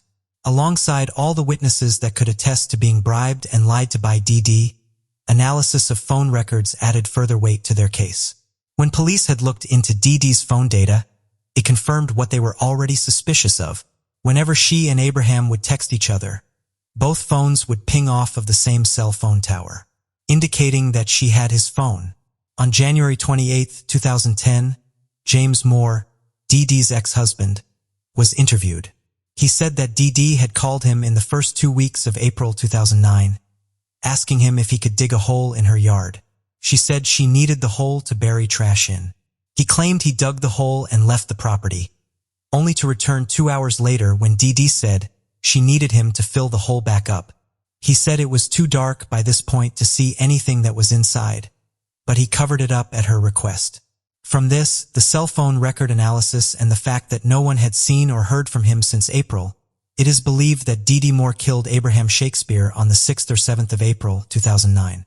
While the police were working hard on the case, Dee Dee was working hard on clearing her name and telling anyone that would listen she had nothing to do with the murder of Abraham Shakespeare. Dee Dee changed her story so many times she couldn't keep up with her own lies and lost track of the countless versions of events she had told. She said everything from he ran away with a fake passport to start a new life and avoid paying child supports to he was dying of AIDS to there was a video of him with an underage girl circulating and he had to lay low to avoid being arrested. Dee Dee even went as far to say that her own 14-year-old son killed Abraham. But police never believed a word of any story she told. And the more Dee Dee talked, the more far-fetched her stories became. These impassioned interviews and pleas of innocence did nothing to help with the now overwhelming amount of evidence against her. On February 19, 2010, Dee Dee Moore was formally charged with murder, and she pled not guilty. 3 years after Abraham had last been seen, Dee Dee appeared in Hillsborough County Court to stand trial. She claimed she wanted to take to the stand and tell her side of the story, but her lawyers felt it was not a wise decision. Her lawyers said that it was entirely her decision to not take the stand. Throughout the trial, Dee was very animated, often sobbing hysterically, laughing or making outbursts at her lawyers. Although court officials turned off the microphones, Judge Emmett Battles frequently had to stop the court proceedings to address Dee Dee directly and tell her to be quiet. On multiple occasions, Dee was caught pulling faces or blurting out statements at the jury, for which she was reprimanded. Witness after witness came forward. Investigating Officer David Clark told the courtroom that Dee Dee Moore had even made sexual advances towards him. It was also revealed that Dee Dee had phoned her ailing father, hoping he would take the rap for her. The prosecution showed a Walmart surveillance video that said further linked Dee Dee to the crime. The footage showed Dee Dee making a $104 cash purchase of gloves, duct tape, plastic sheeting, and other items found close to where Abraham's body was buried. On December 10, 2012, after just 3 hours of deliberation, the jury had reached their verdict. She was sentenced to life in prison without the possibility of parole. She also received an additional minimum sentence of 25 years for possessing a firearm.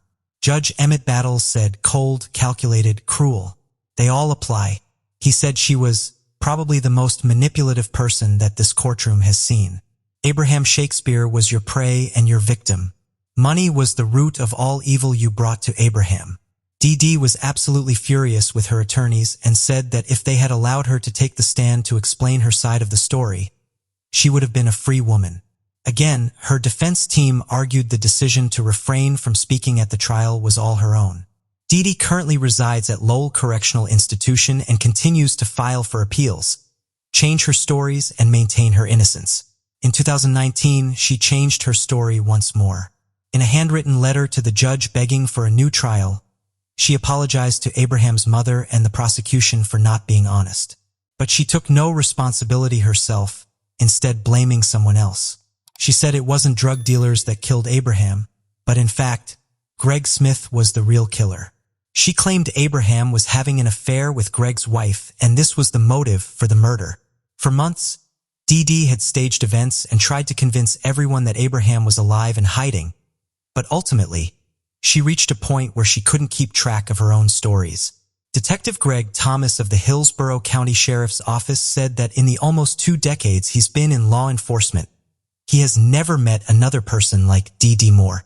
Since being in prison, she has spoken out in many interviews, all the while protesting her innocence and giving different stories.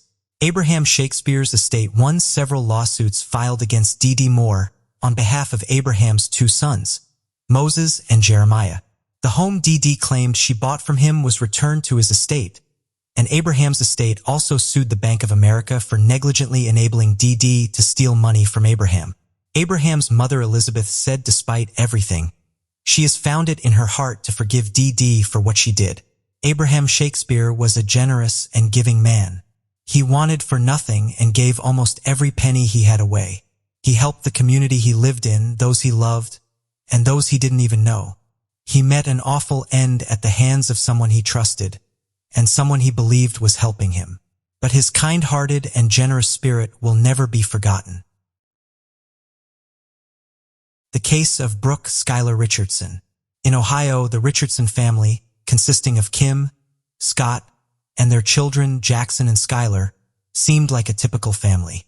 Skylar was a cheerleader who struggled with an eating disorder from a young age. Her mother Kim first noticed this when Skylar was 12 years old and refused to buy gum with more than 5 calories as a flyer on the cheerleading squad. Skylar felt pressured to maintain a certain weight. This obsession with her body image led to a constant fear of gaining weight. During cheerleading season, Skylar started throwing up after meals to control her weight, which only made her issues worse. When the season ended, her struggles intensified. Skylar experienced episodes of binge eating, followed by periods of starvation or extreme dieting. Her parents grew concerned, but Skylar shut down whenever they tried to talk to her about it. They sought professional help from various doctors and therapists, who eventually diagnosed Skylar with body dysmorphia, a condition where she obsessively focused on a perceived flaw in her appearance. In July 2016, Skylar began dating a friend's cousin, but the relationship didn't last long. By January 2017, she had moved on to a new boyfriend, Brandon, and seemed genuinely happy and healthy. Her parents noticed her weight gain and thought her eating disorder was under control.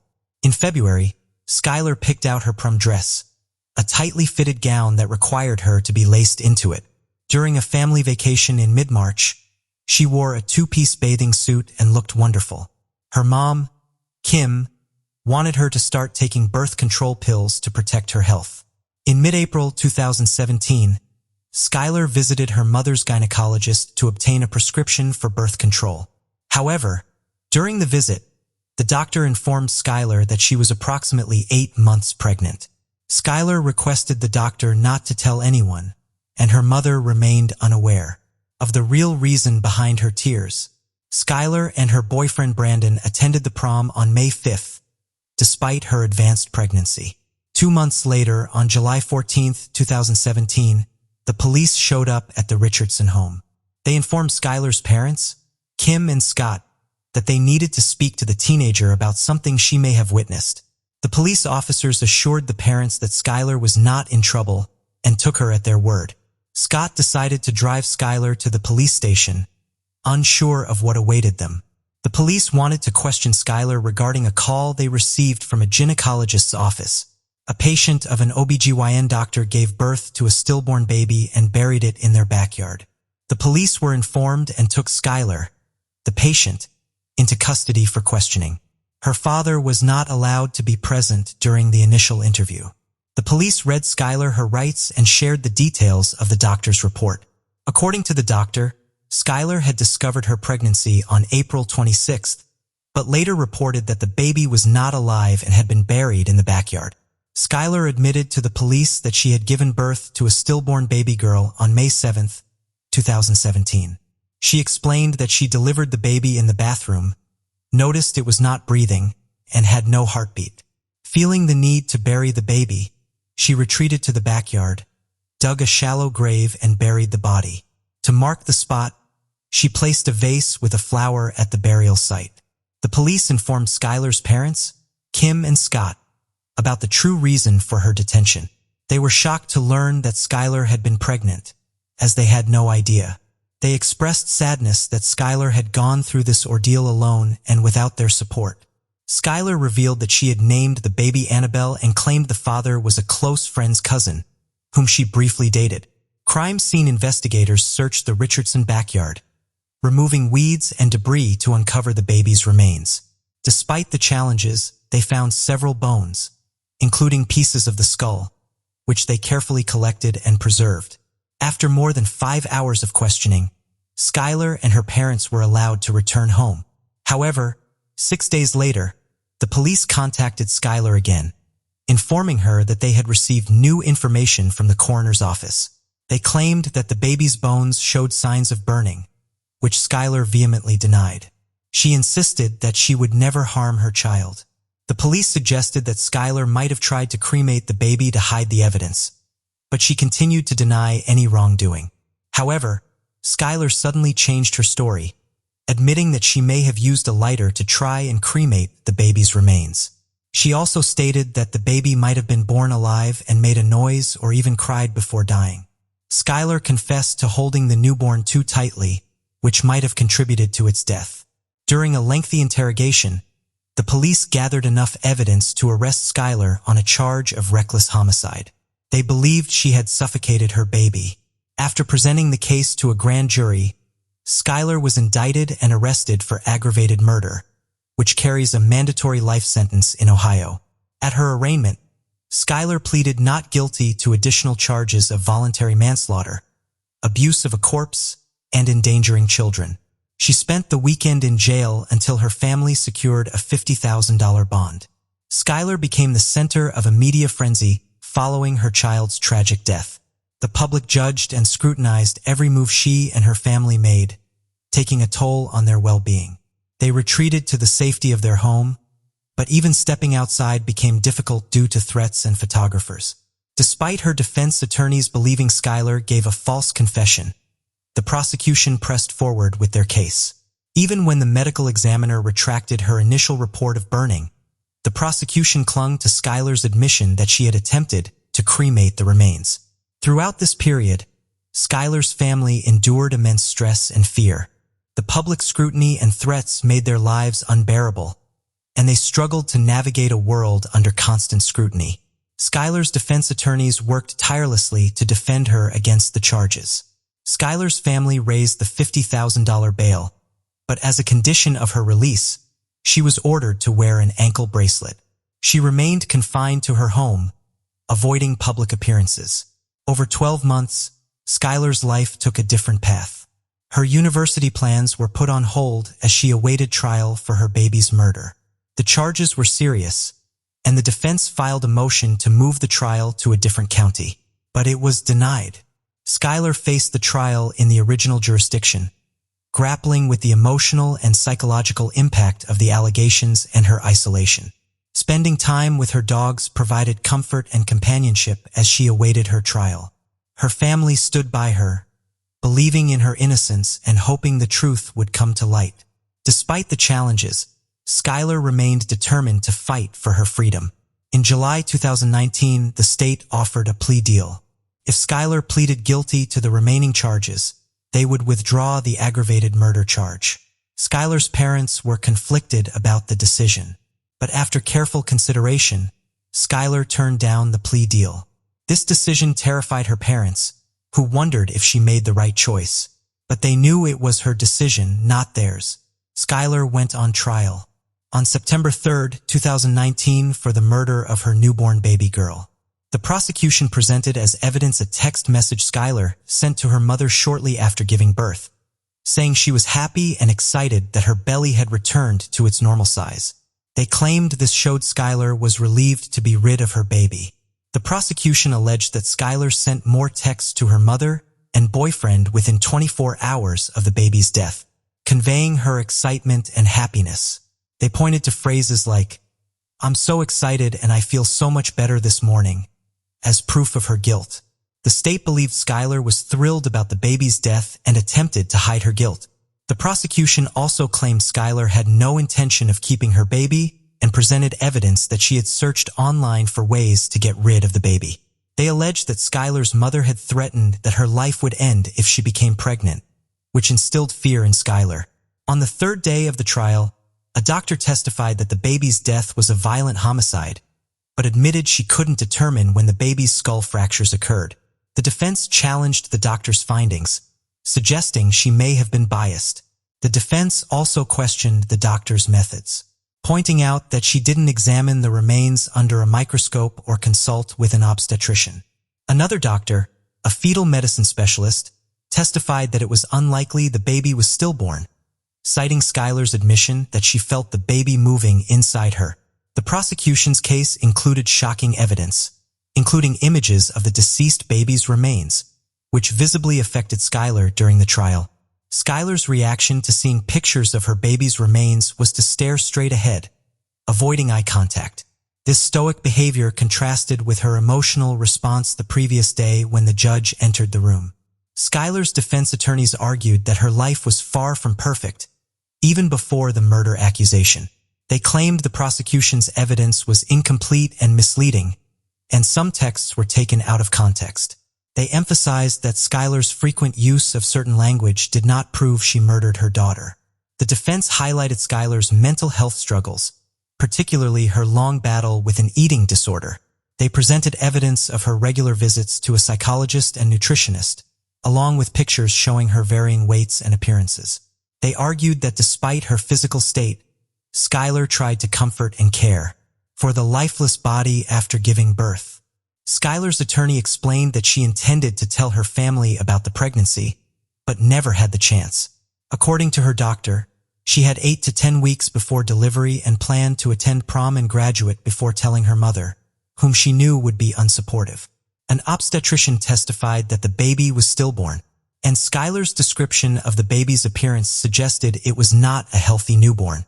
The doctor pointed out that Skylar only gained 15 pounds during pregnancy, possibly restricting the baby's development due to her eating disorder. The defense aimed to cast doubt on Skylar's statements to the police, suggesting she only told them what they wanted to hear. They argued that other factors may have contributed to the baby's death, and Skylar did not harm the baby. Skylar Richardson's trial lasted for 1 week, after which the jury deliberated for just 4 hours before returning a verdict. She was acquitted of aggravated murder, involuntary manslaughter, and child endangerment, but convicted of abuse of a corpse, a felony that carries a sentence of up to 1 year in prison. The judge ordered her to be held in jail until her sentencing hearing, which took place the next day. During the sentencing hearing, Skylar apologized for her actions and acknowledged the harm she had caused.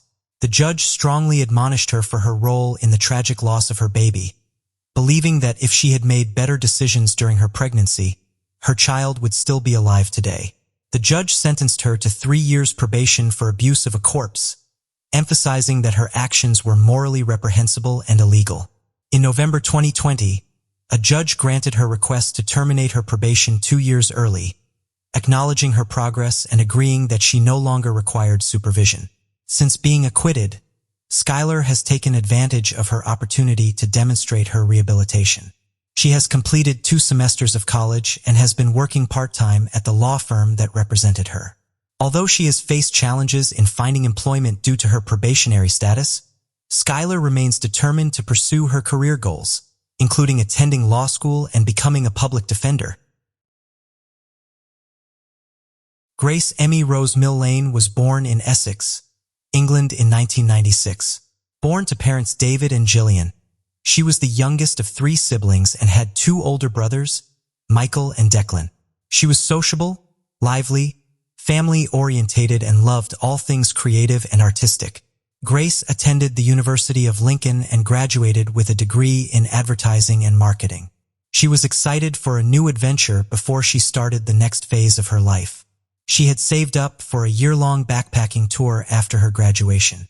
Grace was described as compassionate and caring, and before she left for her trip, she cut her long hair off and donated it to the Little Princess Trust, so it could be turned into wigs for children with cancer. In October 2018, Grace left her family home and set off on her travels. The adventurous and outgoing graduates traveled to Peru before spending 6 weeks in South America. She met up with other travelers along the way and was keen to share her journey with everyone back home. On November 19th, 21-year-old Grace arrived in New Zealand alone, and 11 days later, she reached Auckland. She checked into a hostel called the Base Backpackers on Queen Street, sharing a room with some other travelers. Saturday evening, December 1st, 2018, Grace left the hostel just before 6 p.m. and headed out into the city center. Dressed in a knee-length black dress, white shoes, and carrying a small handbag, she had made plans to meet someone she had matched with on Tinder. Initially, Grace didn't seem too sure on meeting up, but after some more talking, her and her date eventually made a plan to get some drinks. Grace met her date at a place called Sky City, an entertainment complex with bars, restaurants, and a casino. Grace had been sending messages to her friend Amina back home saying, "I click with him so well. He's an oil manager. He lives in a hotel." By all accounts, the evening appeared to be going well. About an hour later, they visited a place called the Blue Stone Room. At one point, Grace got up from the table and the mystery man for some reason picked up her handbag and started searching it. But just after 9:30 p.m., they both left the bar arm in arm and headed down the street. The next day was Sunday, December 2nd, and it was Grace's 22nd birthday.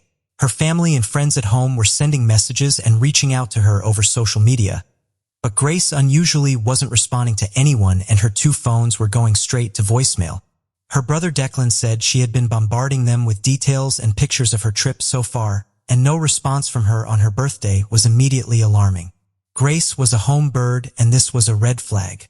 Her parents contacted the Auckland police and reported her as missing on December 5th. Police reached out to the hostel Grace was staying at, and they confirmed that she had not checked back in on the night of December 1st. Initially, the police didn't suspect any foul play. The majority of her belongings were still at her hostel. Maybe she had just stayed with some new friends and forgotten to contact people. Fortunately for detectives, it didn't take long to track down where Grace had been on that Saturday evening due to the vast amounts of CCTV from around the city. The mystery man she was spotted with that night was quickly identified. The very night Grace was last seen, she had changed her profile picture on Facebook. A comment was posted underneath the picture saying, "Beautiful, very radiant." The person that commented was also the Tinder date seen drinking with Grace. This man was Jesse Kempson, who was currently residing at the City Life Hotel in Auckland. Jesse had written a post prior to the comment which caught more attention. Extracts of the post stated he was sorry for his mistakes, his arrogance, and his selfishness. But who was Jesse Kempson? 26-year-old Jesse was born in Wellington and had moved several times as a child after his parents split up. He had been partially raised by his grandparents and was virtually estranged from a lot of his family. Jesse was described by everyone who knew him as a pathological liar. He claimed everything from being the cousin of a famous All Blacks rugby player to telling people he was dying of cancer. He lied to employers, landlords, partners, and his family and friends. Time and again, Jesse's fake world caught up with him, and he was frequently evicted from his flats and lost jobs due to his compulsive lying. A former landlord of Jesse said he had claimed to be a professional softball player who had been signed up by New Zealand's national softball team, the Black Sox. He'd lie and say he was waiting on contract money, but after 8 weeks of excuses, the landlord contacted the Black Sox management. And again, Jesse's lies were exposed. He told his landlord at the City Life Hotel that he was a top manager for Woolworths. In reality, his rent was being paid by state benefits. Jesse's last job was in telephone sales. This also ended in a dismissal due to his lies, and this all happened on the very day he met Grace Mullane on December 1st. Jesse was the last known person seen with Grace that night, and police knew he was the man they needed to help fill in the gaps. The same day Grace was reported missing on December 5th, Jesse was asked to come into the station to answer some routine questions. He said nothing out of the ordinary had happened that night. The date had ended nicely with a hug, a kiss on the cheek, and a plan for the following day, before the pair eventually parted ways at around 10 p.m. He said he had tried to message her the next day on Tinder, but noticed that Grace had unmatched him, and that was where his encounters with her abruptly ended. But the officers hadn't yet finished looking through the CCTV from the City Life Hotel, and they were about to start gaining more answers to the remaining questions they had. A sinister and disturbing picture was slowly being put together, and almost 6 terabytes of CCTV data were being analyzed. Despite Jesse saying they parted ways on the street, they were both seen arriving at the City Life Hotel arm in arm. They exited the lift together on Jesse's floor, but Grace was never seen leaving the building. The morning after, on what was Grace's birthday, cameras did pick up Jesse leaving the hotel. They followed him over the coming hours, tracking his every move. He left the hotel in the morning and went shopping to buy a suitcase. He then went to buy some cleaning supplies, and just before noon, he headed over in a taxi to a car rental company and rented a red Toyota Corolla. Several hours later, Jesse met with another woman he had engaged with on Tinder. She later reported that he had some disturbing conversations with her, speaking about burying bodies and his friends that were police officers. His date said he made her feel so uneasy. She declined Jesse's offer to get in his car and made her own way home, never talking to him again. After this, Jesse went out into the city center again, this time to hire a rug doctor carpet cleaning machine, explaining to staff that he had some red wine stains that needed cleaning up. Later on, at 9:30 in the evening, Jesse loaded 2 suitcases onto a hotel trolley and offloaded these into the Toyota he had rented earlier. But around 7 a.m. the next day, he was picked up on camera again, this time buying a shovel. And 2 hours later, he was spotted power washing the car. He then returned the car to the rental company, and it was subsequently rented out by someone else. On the 5th of December, the day Grace was reported missing, Jesse was seen visiting various locations and dumping things in bins. Police arrived at the City Life Hotel looking to talk to him. Just as they reached the front desk, Jesse returned to the hotel himself. The minute he saw the police, he quickly turned around and began walking away, with his head firmly facing the opposite direction. The police clocked him, chased after him, and brought him in for questioning. Despite Jesse denying anything had happened, police still began a thorough search of his hotel room. On December 7th, David, Grace's father, was now in Auckland. He made an emotional plea for help. The investigation was moving quickly, and although police didn't name him, they revealed they had spoken to Jesse and that he was a person of interest. The more time ticked by, the more fearful people became, and the police stated that they had grave concerns for Grace. On December 8th, as more and more evidence was coming to light, Jesse was eventually taken into custody and interviewed again. His story had now drastically changed. Jesse said that when he had awoken the next morning and realized Grace was dead, he went into shock.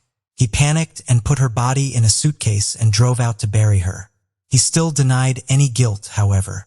The forensic search of Jesse's room added more to the already disturbing story. Despite Jesse's attempts to clean up, Grace's blood covered the floor of the hotel room. Given what Jesse had told them, it didn't take long for police to start searching an area on Scenic Drive near the Waitakere Reservoir. Shortly after 4 p.m. that day, officers found a body around 10 yards from the road. D.I. Scott Beard had been heading the investigation and was working closely with the Mullane family. For him and his team that had been hoping to find Grace safe and well and bring good news to the family, it was clear how much of a painful moment this was for everyone involved in the search. The grief was shared throughout the nation. Thousands of people paid tribute to Grace and held vigils. The New Zealand Prime Minister Jacinda Ardern publicly apologized to Grace's parents and offered hers and her country's full support. Following this, Jesse Kempson was formally charged with the murder of Grace Mullane. On December 10th, just 5 days after Grace was reported missing, Jesse appeared in court in Auckland. He was granted an interim name suppression to ensure a fair trial, which is why so much of his interview footage was blurred out for a long time. Following an autopsy, a pathologist confirmed that Grace had been strangled and had bruises on her arms and chest, consistent with being pinned down. Considerable force would have been required, and the pressure on her neck must have lasted between 4 and 5 minutes to be enough to kill her. At around 1:30 a.m. on Sunday, as Grace lay dead in his room, Jesse carried out a number of internet searches. Using his phone, he looked up hottest fire, flesh-eating birds, and Waitakere Rangers, the location where he would later try to bury Grace's body. After this, he trawled through a pornography site. He then took several intimate photos of Grace's dead body. Just over a month after Grace was found, hundreds of people turned out for her funeral at Brentwood Cathedral in Essex. Detective Inspector Scott Beard, who had been looking after the case, flew to England to pay his respects and support the Mullane family. 6 days after Grace was laid to rest, appeared in the High Court and he pled not guilty. His trial began in November later that year. The trial would last just 3 weeks, and for much of it, Jesse remained stony-faced, showing no emotion. He occasionally glanced down at court papers or held his head in his hands. Jesse's defense team argued that although tragic, Grace's death was caused by nothing more than consensual rough sex that had gone horribly wrong. They claimed that Grace had engaged in sexual encounters like this before meeting Jesse, and this time it had been a tragic case of sexual misadventure. They said that Jesse had simply panicked and attempted to hide Grace's body after he realized the sexual encounter had accidentally taken her life. But the prosecution were already armed with a mountain of strong evidence and witnesses. They argued that Jesse did not panic, and this was not simply something that went wrong. It was very clearly deliberate and intentional. They said that he had calmly and callously set about covering his tracks, creating what they called a labyrinth of storytelling and lies as he went. Despite his protests of innocence, on the 22nd of December 2019, after just 5 hours of deliberations, Jesse Kempson was found guilty of the murder of Grace Mullane. Jesse was sentenced to life in prison with a minimum non-parole period of 17 years. The case prompted many people to express their anger at how Grace's life had been presented during the trial and how her death had been explained away by her killer. Many feeling it was shameful and grotesque victim blaming rather than placing the blame on the murderer himself. Jesse's family branded him a pathetic fantasist. His stepbrother said he lied over pointless things all the time and continued to lie until the point where he's got no out, and then he breaks down, cries, and runs away. After he was found guilty of murdering Grace in the highly publicized trial, Jesse faced a further 2 trials the following year. These were judge-alone trials and no jury was present. 2 women had gone to the police when they had seen the blurred images of Jesse after he was arrested for Grace's murder. They knew instantly it was him, and they both had horrific stories to tell the officers about Jesse. In the first of these 2 trials in October 2020, an ex-partner spoke of the physical, sexual, emotional, and financial abuse she had suffered while with him. Jesse would hold knives to her throat, choke her, force her to perform sex acts, and drain her account of $10,000. Jesse was found guilty of 8 charges and jailed for 7.5 years.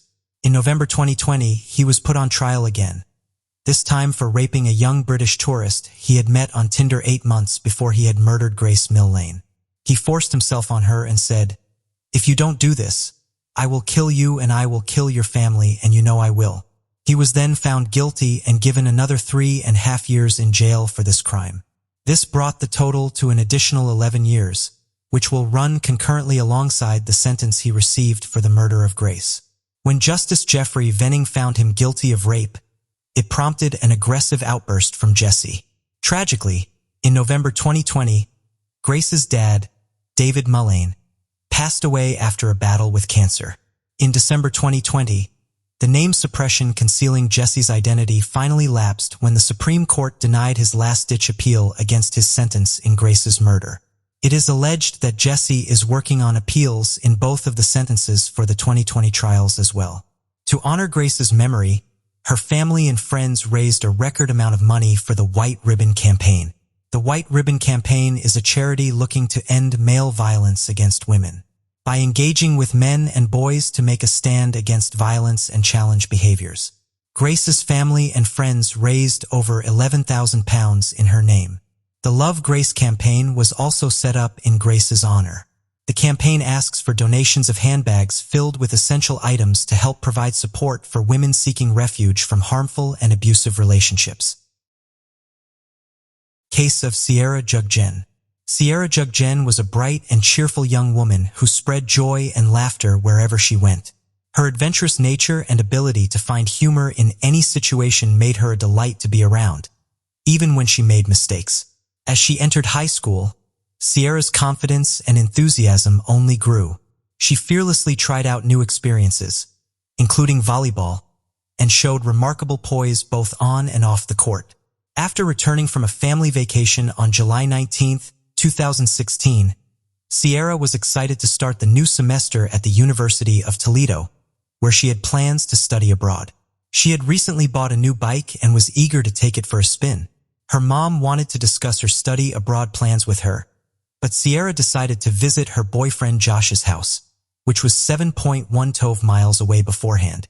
Sierra left her house in high spirits, wearing shorts and a tank top, and promised her mom she would be back by 10:05 p.m. However, when Josh tried to reach her later, her phone went straight to voicemail.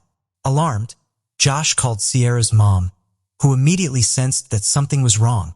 Sierra's family, including her aunt and Josh, mounted a search effort to locate her after she went missing. They thoroughly searched the neighborhood, suspecting she might have been involved in an accident. Despite their efforts, they didn't find any clues or signs of Sierra's whereabouts. As time passed, Sierra's family became increasingly worried.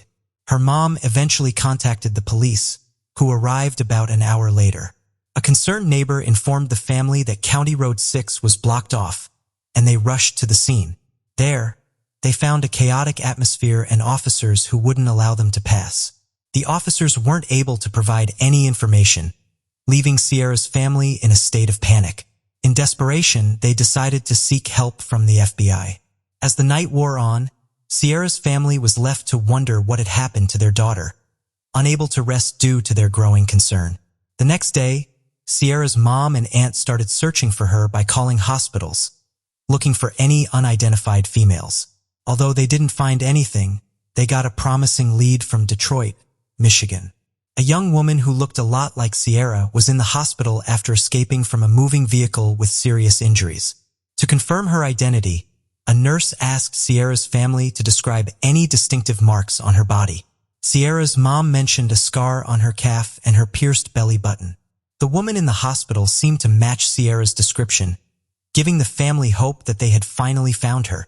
However, their hopes were soon dashed when they discovered that the woman in the hospital was not Sierra after all. The family was devastated to learn that the person found wasn't Sierra, as they had pinned their hopes on it being her.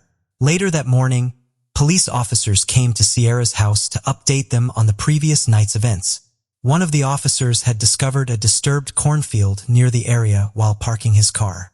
He noticed signs of a struggle inside the cornfield and found a motorcycle track. To avoid contaminating potential evidence, he retreated without touching anything. As he retreated, he caught a glimpse of something shiny that turned out to be Sierra's purple bike.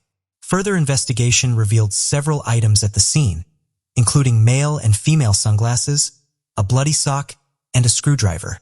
Based on these findings, the police believed that Sierra had likely been abducted from that location. Detectives investigating Sierra's disappearance interviewed her friends and family to learn more about her boyfriend, Josh. They found out that Sierra and Josh had been close friends since childhood, starting from when they were just 7 years old. As they grew older, their friendship turned into a romantic relationship in their first year of high school, and they became known for being a happy and adventurous couple.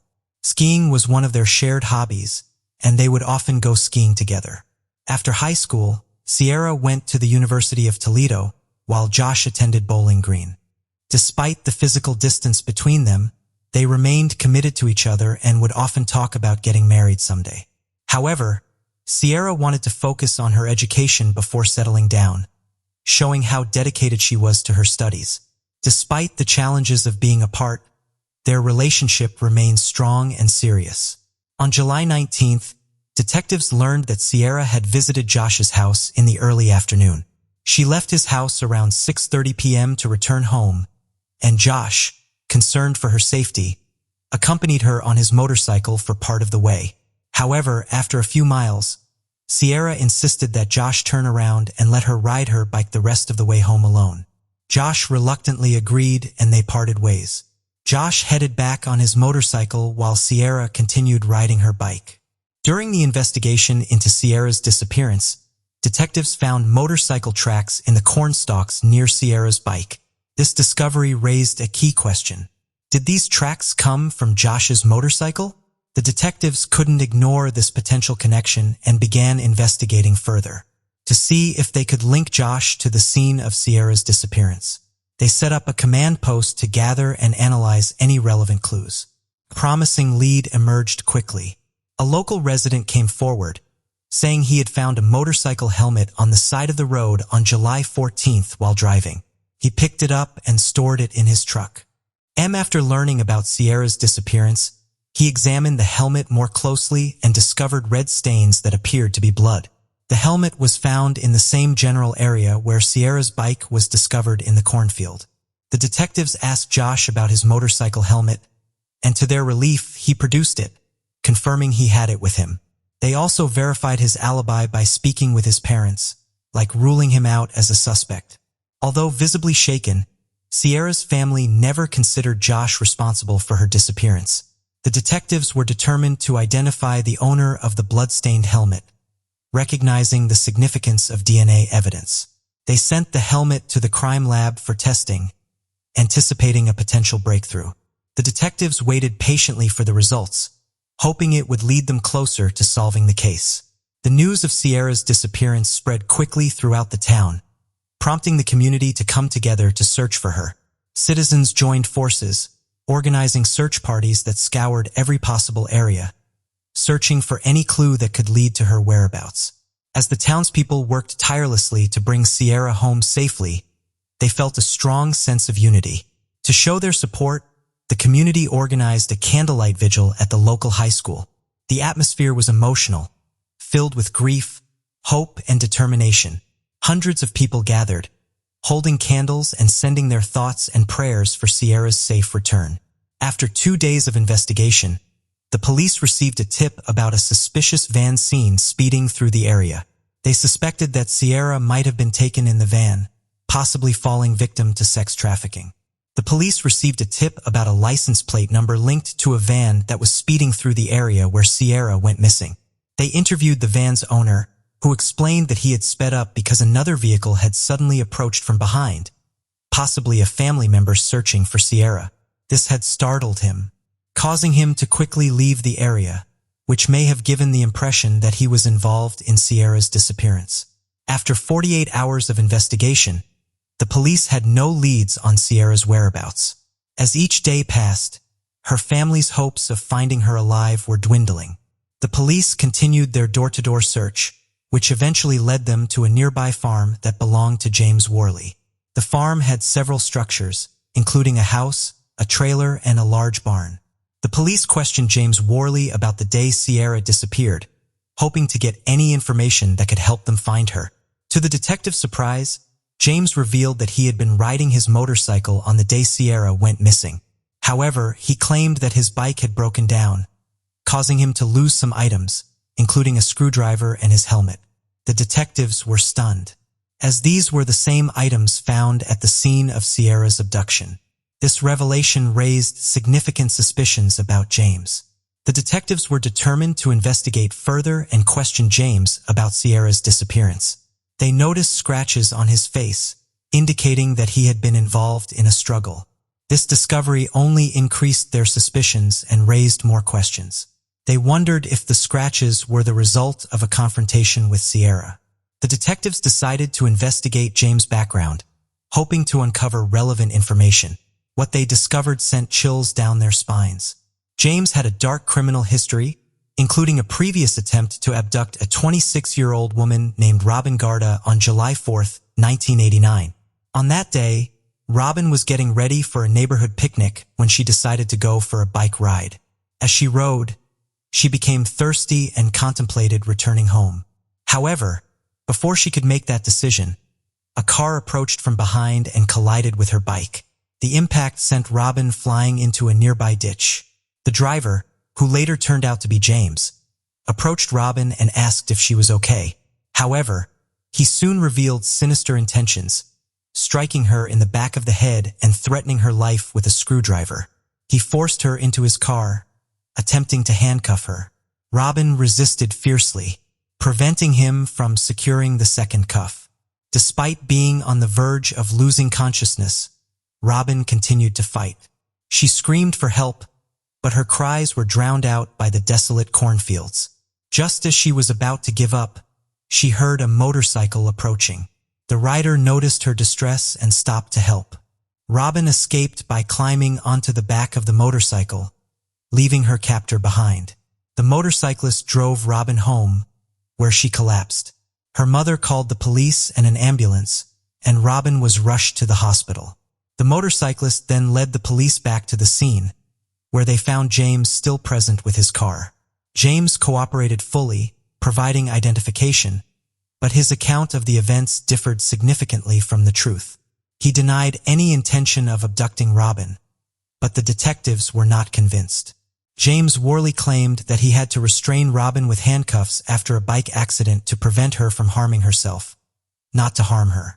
He said he was concerned about her well-being and wanted to get her help. However, James had a dark past. In 1989, he was arrested for trying to kidnap Robin and was found guilty, receiving a 6 to 10-year sentence. Due to good behavior, he was released after 3 years. When Robin learned of his release, she was terrified, fearing he might harm her again. The police had reason to suspect James and Sierra's disappearance. Given his criminal history, they obtained a search warrant for his residence, which he shared with his mother. Initially, nothing seemed out of the ordinary, but upon inspecting his expansive backyard, they found a suspicious barn. Inside the barn, they discovered a small green crate containing labeled and sealed bags of women's clothing, including a pair of bloody purple panties. The detectives also found a hidden freezer, air mattress with stains, zip ties, duct tape, and handcuffs. James claimed the items were for a porn business, but the evidence suggested otherwise. The police collected all the items for DNA testing, and the evidence led to James' arrest for Sierra's murder. The investigation continued with the police searching every inch of James' property, including a pond, which they drained to search for evidence. The question on everyone's mind was, where was Sierra's body? The detectives expanded their investigation to the attic's front insulation and neighboring properties. Recognizing that evidence might have been dispersed beyond James' property, they thoroughly explored all leads. A farmer reported a suspicious area in his field where the corn seemed matted down with a nearby mound of dirt that resembled a potential grave. The farmer's concerns were heightened due to the ongoing search for Sierra, so he quickly contacted the police. The police responded promptly, noticing a fresh pile of dirt that fueled their suspicions. They carefully processed the area, avoiding potential evidence disturbance. Despite their thorough search, no clues were found regarding Sierra's whereabouts. The detectives then searched adjacent farms using drones and helicopters to cover more ground. They soon discovered a mound of dirt with freshly matted corn, with trained dogs indicating a potential crime scene. As they dug, they made a grim discovery. Human remains, later confirmed to be Sierra's body. Tragically, her hands were bound behind her back, and her feet were tied to handcuffs. An object was lodged in her mouth, restricting her airway, which ultimately led to her death. The devastating news was delivered to the Sierra family that night. The family was overwhelmed with grief, and their sorrow was palpable.